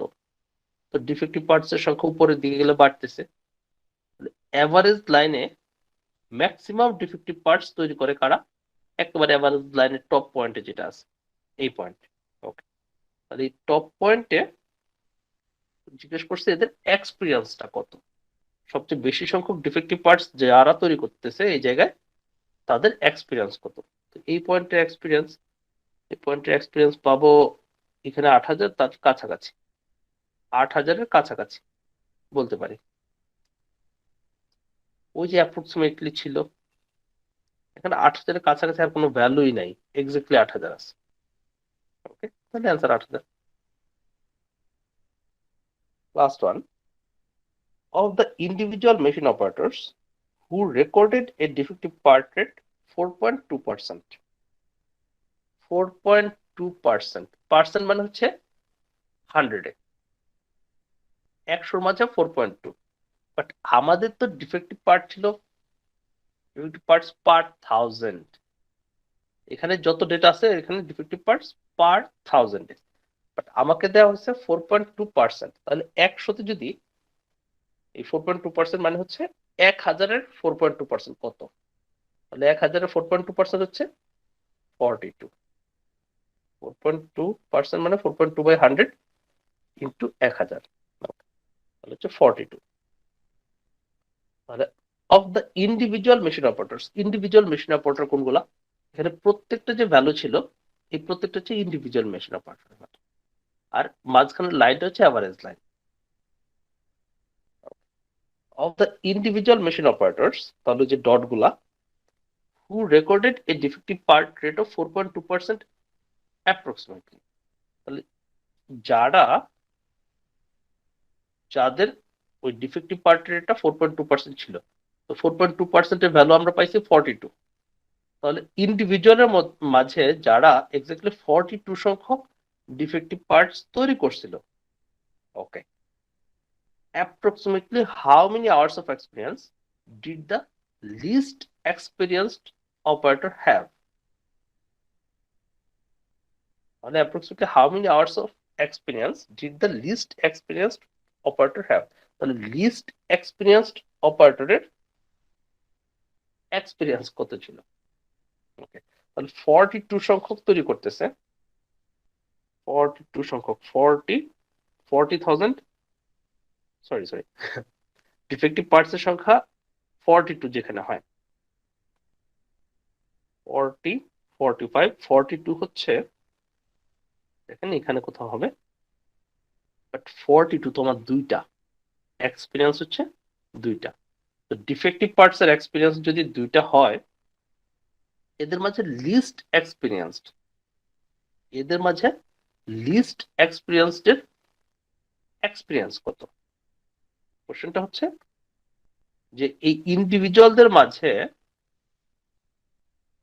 যাদের ডিফেক্টিভ পার্টের রেট 4.2%, মানে 42 পার 1000-এ 42 যাদের ডিফেক্টিভ পার্টের রেট, তাদের মাঝে কম এক্সপিরিয়েন্স যে ছিল তার এক্সপিরিয়েন্স কত? তাহলে 42-তে আমি ভ্যালু পাইছি দুইজনের মাঝে এক্সপিরিয়েন্স কম কার? যেটা লেফটে ছিল, কারণ আমি এখানে পাচ্ছি ডান পাশে যাচ্ছে আর এক্সপিরিয়েন্স বাড়তেছে। কম এক্সপিরিয়েন্স ছিল এই ব্যক্তির এক্সপিরিয়েন্স কত? এই ব্যক্তির এক্সপিরিয়েন্স হচ্ছে 8,000-এর থেকে একটু কম, 8,000 থেকে একটু কম। তাহলে অপশনে হবে 8,000 থেকে একটু কম, একটা ভ্যালু আছে 7,700, এটি আনসার। আপু ধরতে পারছি? আফরিন আপু? হ্যাঁ ভাইয়া। ঠিক আছে, আমরা দেখলাম 422 থেকে 25, 2, 3, 4, 5। দেন কোশ্চেন নাম্বার 26 এ ছিল 26 ভার্সিটি স্পোর্টস রোস্টার, 6, 7, 8, 9 এই চারটা। তাহলে ভার্সিটি স্পোর্টস রোস্টার ছিল volleyball, track and field, tennis, golf, cross country, baseball.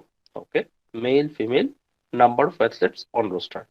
Okay, first question বলা হচ্ছে what is the ratio of male athlete to female athletes on the track and field roster? দেখেন কোশ্চেনগুলো কিন্তু easy, ক্যালকুলেশনটা আপনি এখানে tough পাবেন না। আপনার হচ্ছে ওয়ার্ড প্রবলেম বলেন বা আদার্স যে কোশ্চেনগুলো পাবেন ওই কোশ্চেনগুলাই, বাট তার থেকে কম। ওকে, ঠিক আছে মহাপুর। ওকে, দেন তাহলে আমরা বললাম যে কোশ্চেনটা কম্পারেটিভলি ইজি হবে, ক্যালকুলেশনটা পরিমাণে কম হবে, বাট চ্যালেঞ্জ হচ্ছে কোশ্চেনটা ধরতে পারা। বাট আমরা আগের যে কোশ্চেনগুলো করলাম অন্যান্য টপিকে, তখনও তো আমাকে কোশ্চেনটা ধরতে বলা হয়েছিল। আমরা কোশ্চেনটা না বুঝতে পারলে তো আর আমরা কোনো কোশ্চেন সলভ করতে পারতাম না, তাই না? এইখানে আপনি প্রথমে কোশ্চেনটা বুঝবেন, ফার্স্ট ডায়াগ্রামটা দেখে নেবেন, যেন টাইটেল গুলো কোশ্চেনে যখন আসবে ওইটা যেন আপনি ক্লিয়ারলি ধরতে পারেন, মানে ওইখানে যেন আপনি মানে চিন্তা না করেন যে এটা কি বলতেছে, এটা জাস্ট টাইটেল ছিল। Okay. তো টাইটেল গুলো আমি এখান থেকে দেখে নেব। প্রথমে কোশ্চেনটা আপনি ক্লিয়ারলি বুঝবেন কি বলতেছে। এই কোশ্চেনটা সলভ করার জন্য কি কি ভ্যালু লাগবে, ওই ভ্যালুগুলোর জন্য আপনি ডায়াগ্রামে আসবেন, দেন ওই ভ্যালুগুলো নিয়ে ক্যালকুলেশন করে অ্যান্সার পর্যন্ত পৌঁছায় যাবেন। বাট আমরা বেশিরভাগ স্টুডেন্ট নর্মালি হচ্ছে যে জায়গাটাতে স্ট্রাগল করি, ভ্যালুটা আসলে কোনটা দরকার হবে, মানে কোন ভ্যালুটা নিব। আর এই প্রবলেমটাতে আপনি তখনই পড়বেন যখন আপনি কোশ্চেনটা ঠিক মতো বুঝবেন না। কোশ্চেনটি একটু বুঝলেন, ফিমেল অ্যাথলেটের কথা বলছে, ফিমেল অ্যাথলেট যাবো, কোথায় যাব? আচ্ছা দেখেন, একেবারে স্টেপ বাই স্টেপ যদি যান, ডেটাটা বের করে নিয়ে আসার খুব একটা চ্যালেঞ্জিং হবে না। ওকে, ডেটাটা বের করে নিয়ে আসা খুব একটা চ্যালেঞ্জিং হবে না আপনি যদি কোশ্চেনটা ঠিক মতো বুঝতে পারেন। তাহলে এই জায়গাটাতে আপনি টাইম বেশি দেন, এই জায়গাটাতে আপনি টাইম বেশি দেন, কোশ্চেনটা ট্রাই করেন, ক্লিয়ারলি বোঝার পরেই ডায়াগ্রামে যান। এটা একটু বুঝে ডায়াগ্রামে গেলে খুব একটা সুবিধা করা যাবে না। What is the ratio of male athletes to female athletes on track and field roster? Track and field রোস্টারে মেল অ্যাথলেট আর ফিমেল অ্যাথলেটের রেশিও কত ছিল? ট্র্যাক এন্ড ফিল্ড রোস্টারে মেল অ্যাথলেট আর ফিমেল অ্যাথলেটের রেশিও কত ছিল? ওকে, ট্র্যাক এন্ড ফিল্ড কোনটা? এটা ট্র্যাক এন্ড ফিল্ড। মেল হচ্ছে অ্যাশ কালার, ফিমেল হচ্ছে ব্ল্যাক। তাহলে মেইলের ভ্যালু হচ্ছে এই জায়গায় কত হচ্ছে 30, প্রত্যেকটাকে ভাগ করা হচ্ছে 1 2 3, 1 2 3 4 5। তাহলে 10 কে ভাগ করা হচ্ছে 5 ভাগে, তার মানে হচ্ছে প্রত্যেকটা ভাগ হচ্ছে 2 করে। ওকে, 20 30 36 37। মেলের ভ্যালু হচ্ছে আমার 37 আর ফিমেল হচ্ছে 60 61। তাহলে মেল 37, ফিমেল হচ্ছে 61। জিজ্ঞেস করছে what is the ratio of male to female. দেখেন রেশিওর ক্ষেত্রে কিন্তু এই জায়গাটা খুব ইম্পর্টেন্ট, মেল টু ফিমেল বলছে না ফিমেল টু মেল বলছে। ওকে, তাহলে বলছে মেল টু ফিমেল, তাহলে প্রথমে মেল রাখবো পরে ফিমেল রাখবো, এদের মাঝে রেশিওটা কত? তাহলে 37 আর 61 এর মাঝে রেশিও, বাট রেশিওটা তাহলে আমরা প্রথমে মেলই লিখছি, এইভাবেই চাওয়া হয়েছে, আর এটাকে ফ্র্যাকশনে দেখাইতে বলছে। তাহলে ফ্র্যাকশনের ক্ষেত্রে তো রেশিওর প্রথমটা উপরে আসে, পরেরটা নিচে থাকে। 37/61, এটি হবে আমার অ্যান্সার, 37/61। অবশ্যই এখানে একটা ভ্যালু থাকবে জাস্ট এর অপোজিট, 61/37। আপনি যদি কোনোভাবে এই ভুলটা করে ফেলেন যে 61:37 লিখেন, বা মেল টু ফিমেল না লিখা ফিমেল টু মেল লিখে ফেলেন, ওটা যদি আপনি শিওর না হয়ে আসেন, তাহলে আপনি কনফিডেন্টলি এই অ্যান্সারটা দিবেন। ওকে, দেন পরের কোশ্চেনে বলতেছে all athletes are only on varsity sports roster, only one varsity sports roster. তাহলে প্রত্যেকে ছিল একটা স্পোর্টস রোস্টারে, except those who are on both track and field team and cross country team. Track and field সবাই হচ্ছে একটা রোস্টারে থাকবে, একটা টাইপের থাকবে, শুধুমাত্র ট্র্যাক এন্ড ফিল্ডে যারা ছিল আর হচ্ছে cross country, track and field আর ক্রস কান্ট্রি এরা হচ্ছে তাহলে ওভারল্যাপ হইতে পারে বা দুইটা টিমে থাকতে পারে, বাকি সবাই প্রত্যেকটা গ্রুপে একটা করে গ্রুপে থাকবে। ওকে, এখন বলতেছি if there are 76 male athletes in total on the varsity sports roster, how many male athletes are on both track and field team and cross country team? কোশ্চেনটা কি বললো, যদি এইখানে টোটাল আমার 76 মেল থাকে, মেলের সংখ্যা যদি টোটাল 76 হয়, কতজন ট্র্যাক এন্ড ফিল্ড আর ক্রস কান্ট্রি দুইটাতেই ছিল, কতটা দুইটাতে কমন আছে। ওকে, তাহলে সবাই হচ্ছে কন্ডিশন হচ্ছে প্রত্যেকেই একটা করে স্পোর্টস রোস্টারে থাকবে, বাট এই দুইটাতে এরা হচ্ছে দুইটাতেই থাকতে পারে।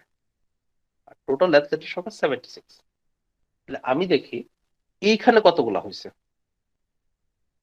তাহলে মেইল হচ্ছে অ্যাশ, মেইল ভলিবলে নাই, এখানে ছিল 36, 37, 37 আর 9, 37 আর 9 হচ্ছে আমার 46, আর 10 56, 56 আর 16 17, 56 আর 7 হচ্ছে 63, 73 আর 14, 73 আর 14 87। ওকে, তাহলে মেইলের সংখ্যা হচ্ছে টোটাল, এখানে পাইছি আমি মেইলের সংখ্যা 87। এখানে টোটাল মেইল ছিল 87 সংখ্যক, কিন্তু আমাকে বলা হয়েছে, বলে দেওয়া আছে এখানে যে মেইলের সংখ্যা হচ্ছে টোটাল 76। তাহলে বাড়তি কোথেকে আসছে? এখানে টোটাল মেইল ছিলই আমার 76 সংখ্যক, বাট আমি এখানে কাউন্ট করে পাচ্ছি 87 হয়েছে। তাহলে বাড়তিগুলো কোথেকে আসছে? বাড়তিগুলো হয়েছিল এই দুইটাতে, ওই এক্সট্রা যতজন আছে এখানে তারা দুইটা গ্রুপেই ছিল, তাদেরকে দুইবার কাউন্ট করা হয়েছে। ওকে, তাহলে কতজনকে দুইবার কাউন্ট করা হয়েছে? 86 থেকে 76 মাইনাস করে দেন, তো 87 থেকে 76 11, 11 অ্যাথলেট দুইবার কাউন্ট হয়েছিল, তার জন্যই আমার যোগফলটা 11 বেশি আসছে। তাহলে এই 11 জন দুইটা টিমেই ছিল। ওকে, দেন ভাইয়া এটা প্লিজ একটু আবার করবেন। Okay sure. কোশ্চেন আমাকে বলছে যে এইখানে টোটাল মেলের সংখ্যা 76 এবং প্রত্যেকটা মেম্বারই হচ্ছে একটা মাত্র গ্রুপে থাকতে পারে, এক্সেপ্ট যারা ট্র্যাক এন্ড ফিল্ডে ছিল আর ক্রস কান্ট্রিতে ছিল। মানে এই দুইটা গ্রুপে যারা আছে তারা এই দুইটা, মানে দুইটাতেই হয়তো থাকতে পারে, বাট বাকি সবাই হচ্ছে আমার একটা গ্রুপে থাকবে। আর বলা হয়েছে যে টোটাল মেলের সংখ্যা 76। তো এইখানে আমি অ্যাথলেটের সংখ্যা কাউন্ট করলাম ডায়াগ্রামে অ্যাথলেটের সংখ্যা পাইছি আমি 87। 87 অ্যাথলেট এখানে হচ্ছে, বাট এখানে মেল ছিল 76। এক্সট্রা গুলো কোত্থেকে আসছে? এক্সট্রা গুলো হচ্ছে ওই দুইটাতেই ভাইয়া ছিল। 87 কিভাবে করলেন ভাই? আমি এটাই পারলাম না। 87টা, জি ভাইয়া, কাউন্ট আমি হচ্ছে না ভাই আমার। আচ্ছা আচ্ছা, আমাকে বলছে জাস্ট মেইলের ভ্যালুটা।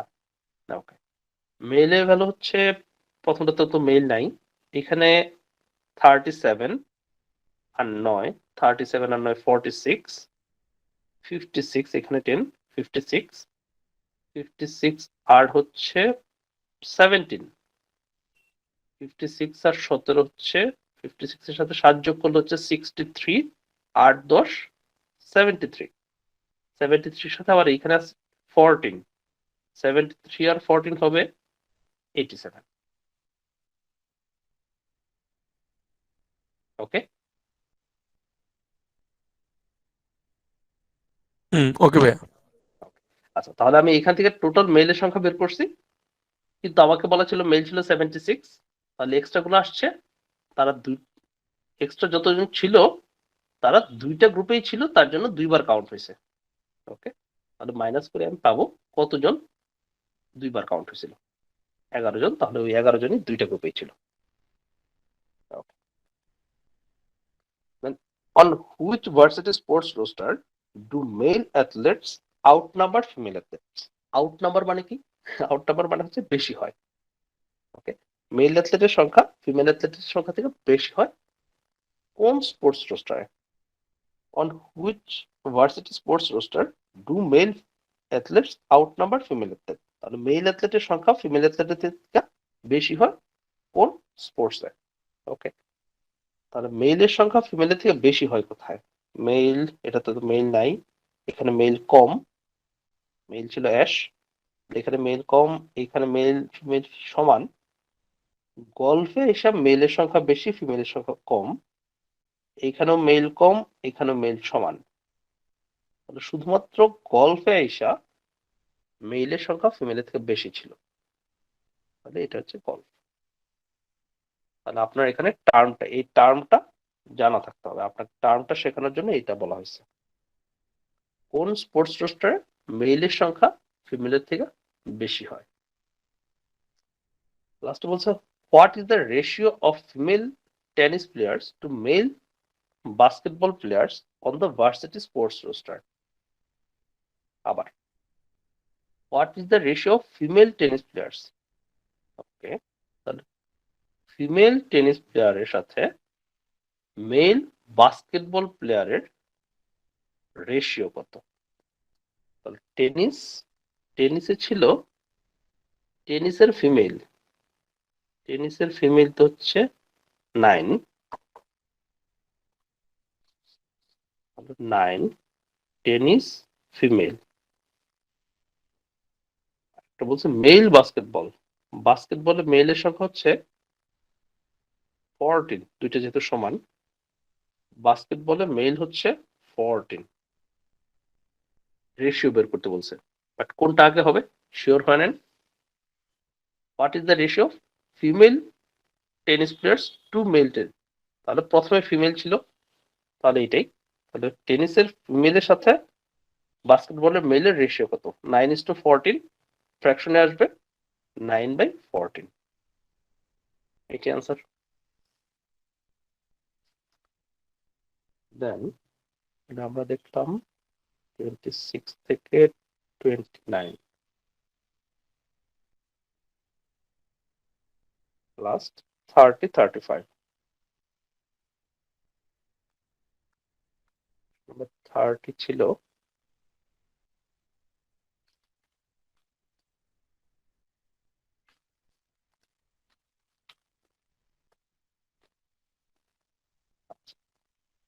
এটা, আর প্রথমে ডায়াগ্রাম দেখব, population and GDP for 50 African countries. Okay, পপুলেশনের সংখ্যা হচ্ছে মোর দেন 50 মিলিয়ন, 20 থেকে 50, 10 to 20। আচ্ছা, পপুলেশনের সংখ্যা এদিকে দেওয়া হচ্ছে, গ্রস ডোমেস্টিক প্রোডাক্ট জিডিপির সংখ্যা হচ্ছে লেস দেন এত, 10, 20, 20। ওকে, তো এখানে নাম্বার অফ কান্ট্রিজ দেওয়া হয়েছে, আর এই পাশে ডান পাশে টোটাল আছে, নিচেও টোটাল আছে।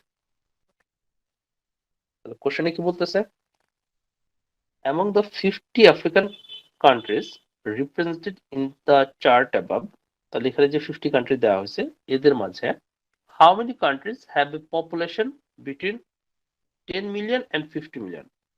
হাউ মেনি কান্ট্রিজ, কতগুলা কান্ট্রিতে পপুলেশনের সংখ্যা হচ্ছে 10 মিলিয়ন থেকে 50 মিলিয়নের মাঝে, and GDP between 10 billion and 50 billion, 20 billion. তাহলে পপুলেশন হবে 10 মিলিয়ন থেকে 50 মিলিয়ন, পপুলেশন 10 থেকে 50, 10 থেকে 20, 20 থেকে 50, তাহলে এই দুইটা পপুলেশনের সংখ্যা হচ্ছে এই দুইটা কলাম, আর জিডিপি হচ্ছে 10 বিলিয়ন থেকে 20 বিলিয়ন, জিডিপি হচ্ছে 10 থেকে 20, এইটা। তাহলে এই দুইটা কলাম আর এই একটা র, এই দুইটা কলাম আর এই একটা র এর মাঝে কমন কোনগুলো? এই দুইটা, 3 and 3। জিজ্ঞেস করছিল হাউ মেনি কান্ট্রিজ, তাহলে এখানে কতগুলো কান্ট্রি আছে? 3, 3, 6টা, এইটুকু আনসার। ওকে, দেন নাম্বার 35। ভাই 32টা একবার একটু দেখবেন। শিওর 32 তে বলতেছে approximately what percent of African countries, approximately what percent of the African countries in the chart above that have a GDP between 10 billion and 20 billion also have a population between 10 million and 20 million. কি বলতেছে? Approximately what percent of the African countries in the chart above that have a GDP between 10 billion and 20 billion, যাদের GDP ছিল 10 থেকে 20 বিলিয়নের মাঝে, also have a population between 10 million and 20 million. Okay. তাহলে approximately what percent of the African countries in the chart above, এখানে চার্টের যতগুলো ছিল তাদের মধ্যে কত পার্সেন্টের জিডিপি এই রেঞ্জের ভেতর আর পপুলেশনটা এই রেঞ্জের ভেতর, বের করে নিয়ে আসি।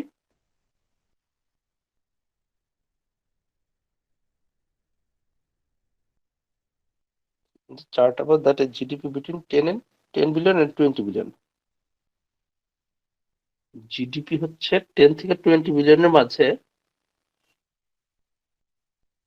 এই র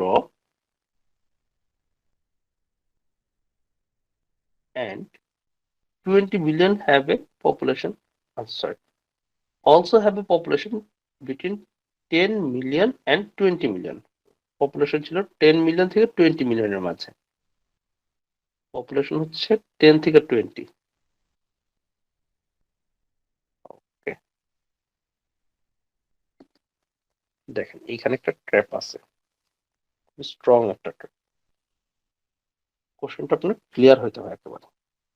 Approximately what percent of the African countries in the chart above that have a GDP between 10 billion and 20 billion? তাহলে যাদের জিডিপি 10 থেকে 20 বিলিয়নের মাঝে, যাদের জিডিপি 10 থেকে 20 বিলিয়নের মাঝে, এদের মাঝে কত পার্সেন্টের also have a population between 10 million থেকে 20 million? আবার টোটাল নাম্বার অফ কান্ট্রিজ এর মাঝে এই দুইটা ক্যাটাগরিতে পড়তেছে, নাম্বার অফ কান্ট্রিজ কত পার্সেন্ট এইটা কিন্তু জিজ্ঞেস করে নাই। টোটাল নাম্বার অফ কান্ট্রিজ 50 ছিল, ওই 50 কান্ট্রিজ এর মাঝে কিন্তু এটা না। Approximately what percent of the African countries in the chart above that have a GDP between 10 billion and 20 billion? তাহলে ওই সংখ্যক কান্ট্রি যাদের জিডিপি ছিল 10 থেকে 20 বিলিয়নের মাঝে, তাদের মাঝে কত পার্সেন্টের also have a population between 10 million and 20 million? ওকে, খুবই মানে স্ট্রং ট্র্যাপও বলতে পারেন। ওকে, এই জায়গাটা কোশ্চেনটা ক্লিয়ার হওয়ার পরে আপনি ধরতে পারবেন। Approximately what percent of African countries in the chart above, total countries এর মাঝে না কিন্তু, above that have a GDP between 10 billion and 20 billion, যাদের জিডিপি ছিল 10 থেকে 20 বিলিয়নের মাঝে। তাহলে 10 থেকে 20 বিলিয়নের মাঝে জিডিপি ছিল টোটাল কান্ট্রিজের সংখ্যা 13টা। এই 13 কান্ট্রির মাঝে টোটাল নাম্বার হচ্ছে 13,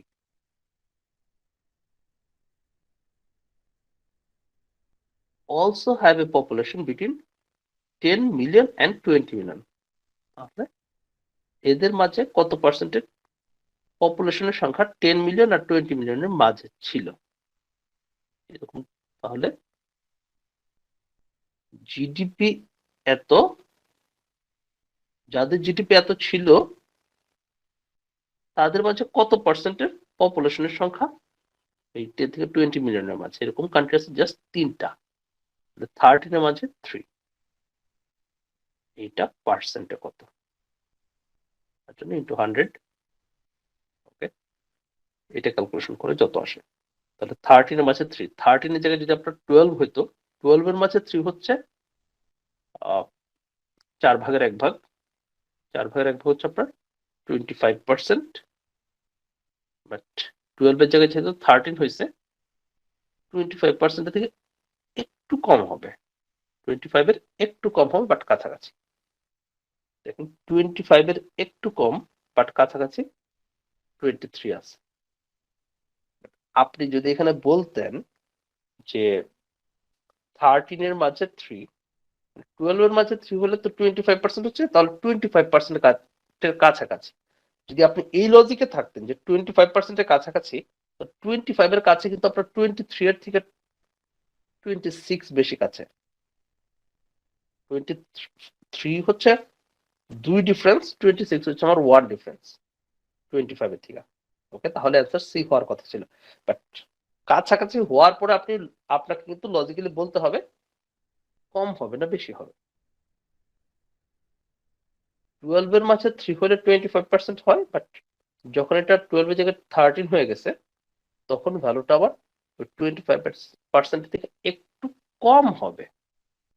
25% এর একটু কম, তার জন্য 23। ওকে, তো আপনি অ্যাকুরেটলি ক্যালকুলেটর ইউজ করলে অ্যান্সার পর্যন্ত পৌঁছাতে পারবেন। নাইম ভাই, ধরতে পারছি? হ্যাঁ ভাইয়া, ধন্যবাদ। এটা স্ট্রং ছিল, খুবই স্ট্রং ছিল। Last one, question number 35। 35 হচ্ছে এই দেখো, ভাই 33 টা একটু দেখাই দেবেন please. 33। Okay, 33 time consuming question. According to the chart above, which of the following is greatest? তাহলে চার্ট অনুযায়ী কোনটা ভ্যালু গ্রেটেস্ট হবে? এই টাইপের কোশ্চেন আপনার আসতেই পারে জিআরইতে, যেটাতে হচ্ছে আপনার অ্যারাউন্ড 2.5 মিনিট বা 3 মিনিট সময় লাগবে, বা 3.5 মিনিটও টাইম লাগতে পারে। আপনি যদি এই কোশ্চেন থেকে মার্কস নিতে চান, আপনাকে হয়তো ততটুকু টাইম দেওয়া লাগবেই। ওকে, তো আমার দরকার হচ্ছে এদের মাঝে গ্রেটেস্ট কোনটা হবে। যতটা ফাস্ট পারি ক্যালকুলেশন করবো। The number of countries with more than 10 billion of GDP and a population of less than 20 million. Number of countries কত হবে যেগুলোতে more than 10 billion of GDP, GDP ছিল 10 বিলিয়নের বেশি, অ্যান্ড পপুলেশন হচ্ছে 20 মিলিয়নের কম। জিডিপি 10 বিলিয়নের বেশি, 10 বিলিয়নের বেশি হলে হচ্ছে 10 থেকে 20 এটা নিতে হবে, 20 থেকে 100, 100 এর বেশি। তাহলে এই তিনটা, উপরের তিনটা র হবে। And a population less than 20 million, population হবে 20 মিলিয়নের কম। এটা ছিল 10 থেকে 20 মিলিয়ন, এটাও নিতে হবে 20 মিলিয়নের কম। এই তিনটা, এই তিনটা কলাম আর এই তিনটা র, তাহলে আমার উপরের এই 3/3 স্কোয়ার। তাহলে এখানে নাম্বার অফ কান্ট্রিজ কত আছে? 1 2 3 9 6, সরি 3 6 9 8 2 11, টোটাল 11টা কান্ট্রিজ, নাম্বার অফ কান্ট্রিজ 11। তো এরকম করে আপনার প্রত্যেকটা ক্রাইটেরিয়া দেখতে দেখতে আপনার ভ্যালুগুলো বের করতে হবে। দেন চাওয়া হয়েছে গ্রেটেস্ট কোনটা, এদের মাঝে গ্রেটেস্ট পাবেন কোন একটা পাবেন 22। ওকে, একটু time consume, just find out করতে হবে, বাট টাফ না, সময় একটু বেশি লাগবে বাট টাফ না। খুঁজে খুঁজে বের করুন আর 1 2 যোগ করবেন। দেন কোশ্চেন নাম্বার 35। 35 ছিল ওনার অকুপাইড হাউজিং। ওকে, তো ফার্স্টে আমি ডায়াগ্রামটা দেখব। Owner occupied housing by household size, total household. Okay, কোশ্চেনে বলতেছে question number 35, among the owner occupied housing. এই question, among the owner occupied housing units represented in the chart above, approximately how many households are 5% households? Okay, কি বলছে? among the owner occupied housing units represented in the chart above, তাহলে এখানে যে চার্টগুলোতে দেখানো হয়েছে এদের মাঝে approximately how many households are 5% household, তাহলে 5% হাউসহোল্ডের অ্যাকচুয়াল ভ্যালুটা কত? approximately 5% হাউসহোল্ড এর অ্যাকচুয়াল ভ্যালু কত? তাহলে টোটাল হাউসের সংখ্যা ছিল এত সংখ্যক, তাহলে এটাকে আমি 75 সেটা তো পড়তে পারবো না। এটাকে আমি যদি 75 মিলিয়ন ধরি, যদিও ক্লোজ টু 76, 75.9 আসবো হয়তো মিলিয়নে নিলে, তো এর থেকে আমি 75 মিলিয়ন ধরলাম। 75 6 এর থেকে 75টা আমরা মানে ম্যাথমেটিক্যালি একটু ইজি হয়, কাটাকাটি করা যাবে হয়তো।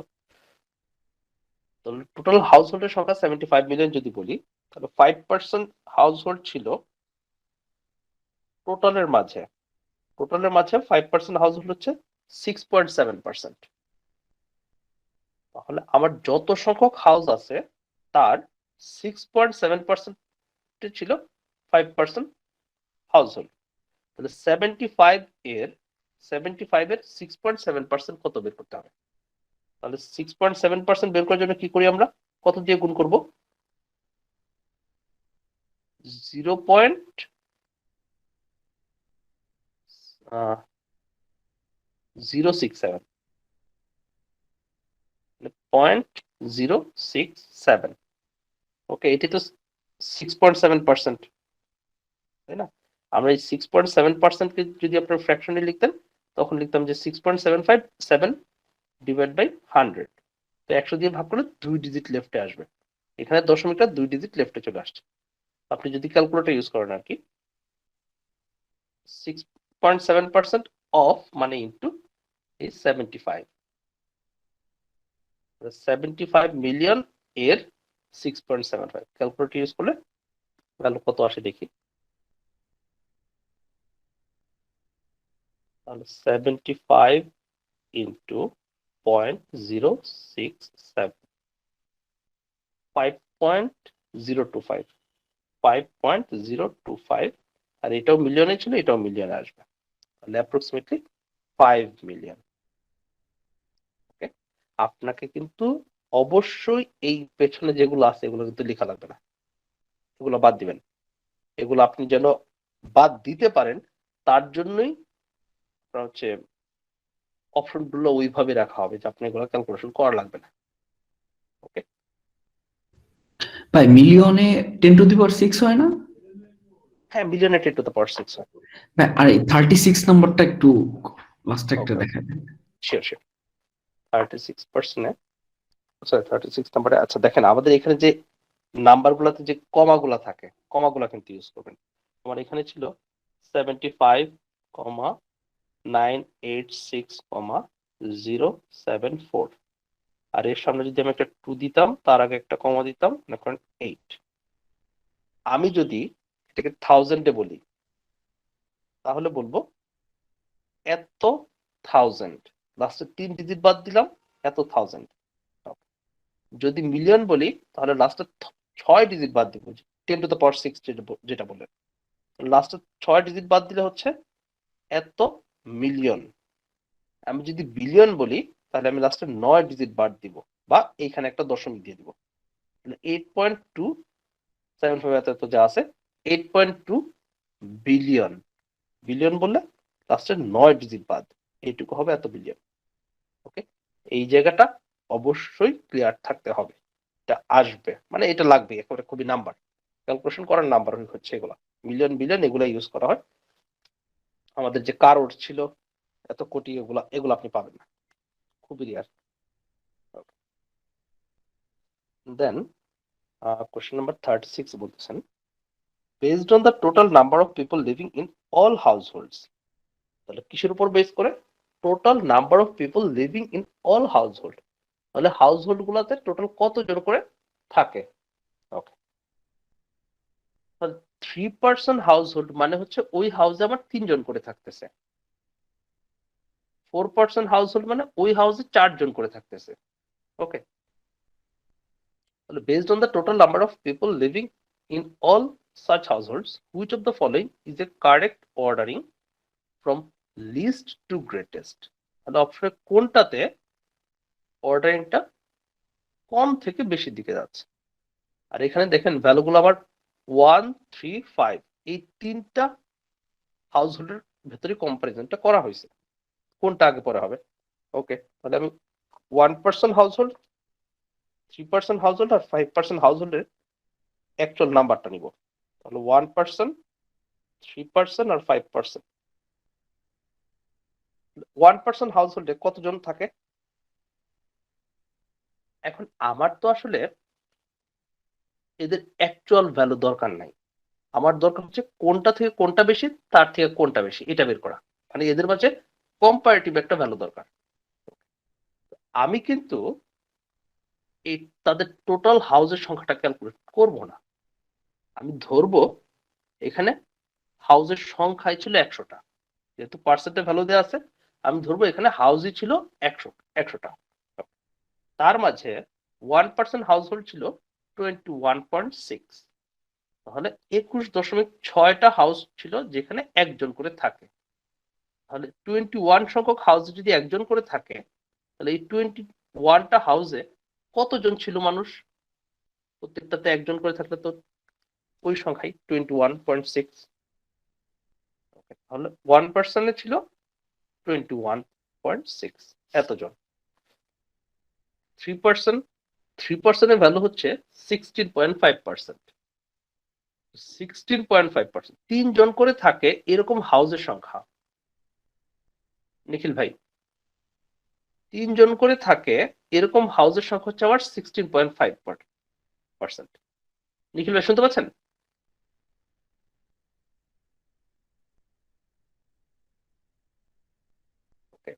আচ্ছা, আমরা বলতেছিলাম যে 3জন করে থাকে এরকম হাউসের সংখ্যা 16.5, তাহলে এখানে এই এতগুলা 16.5টা হাউসে কতজন থাকে?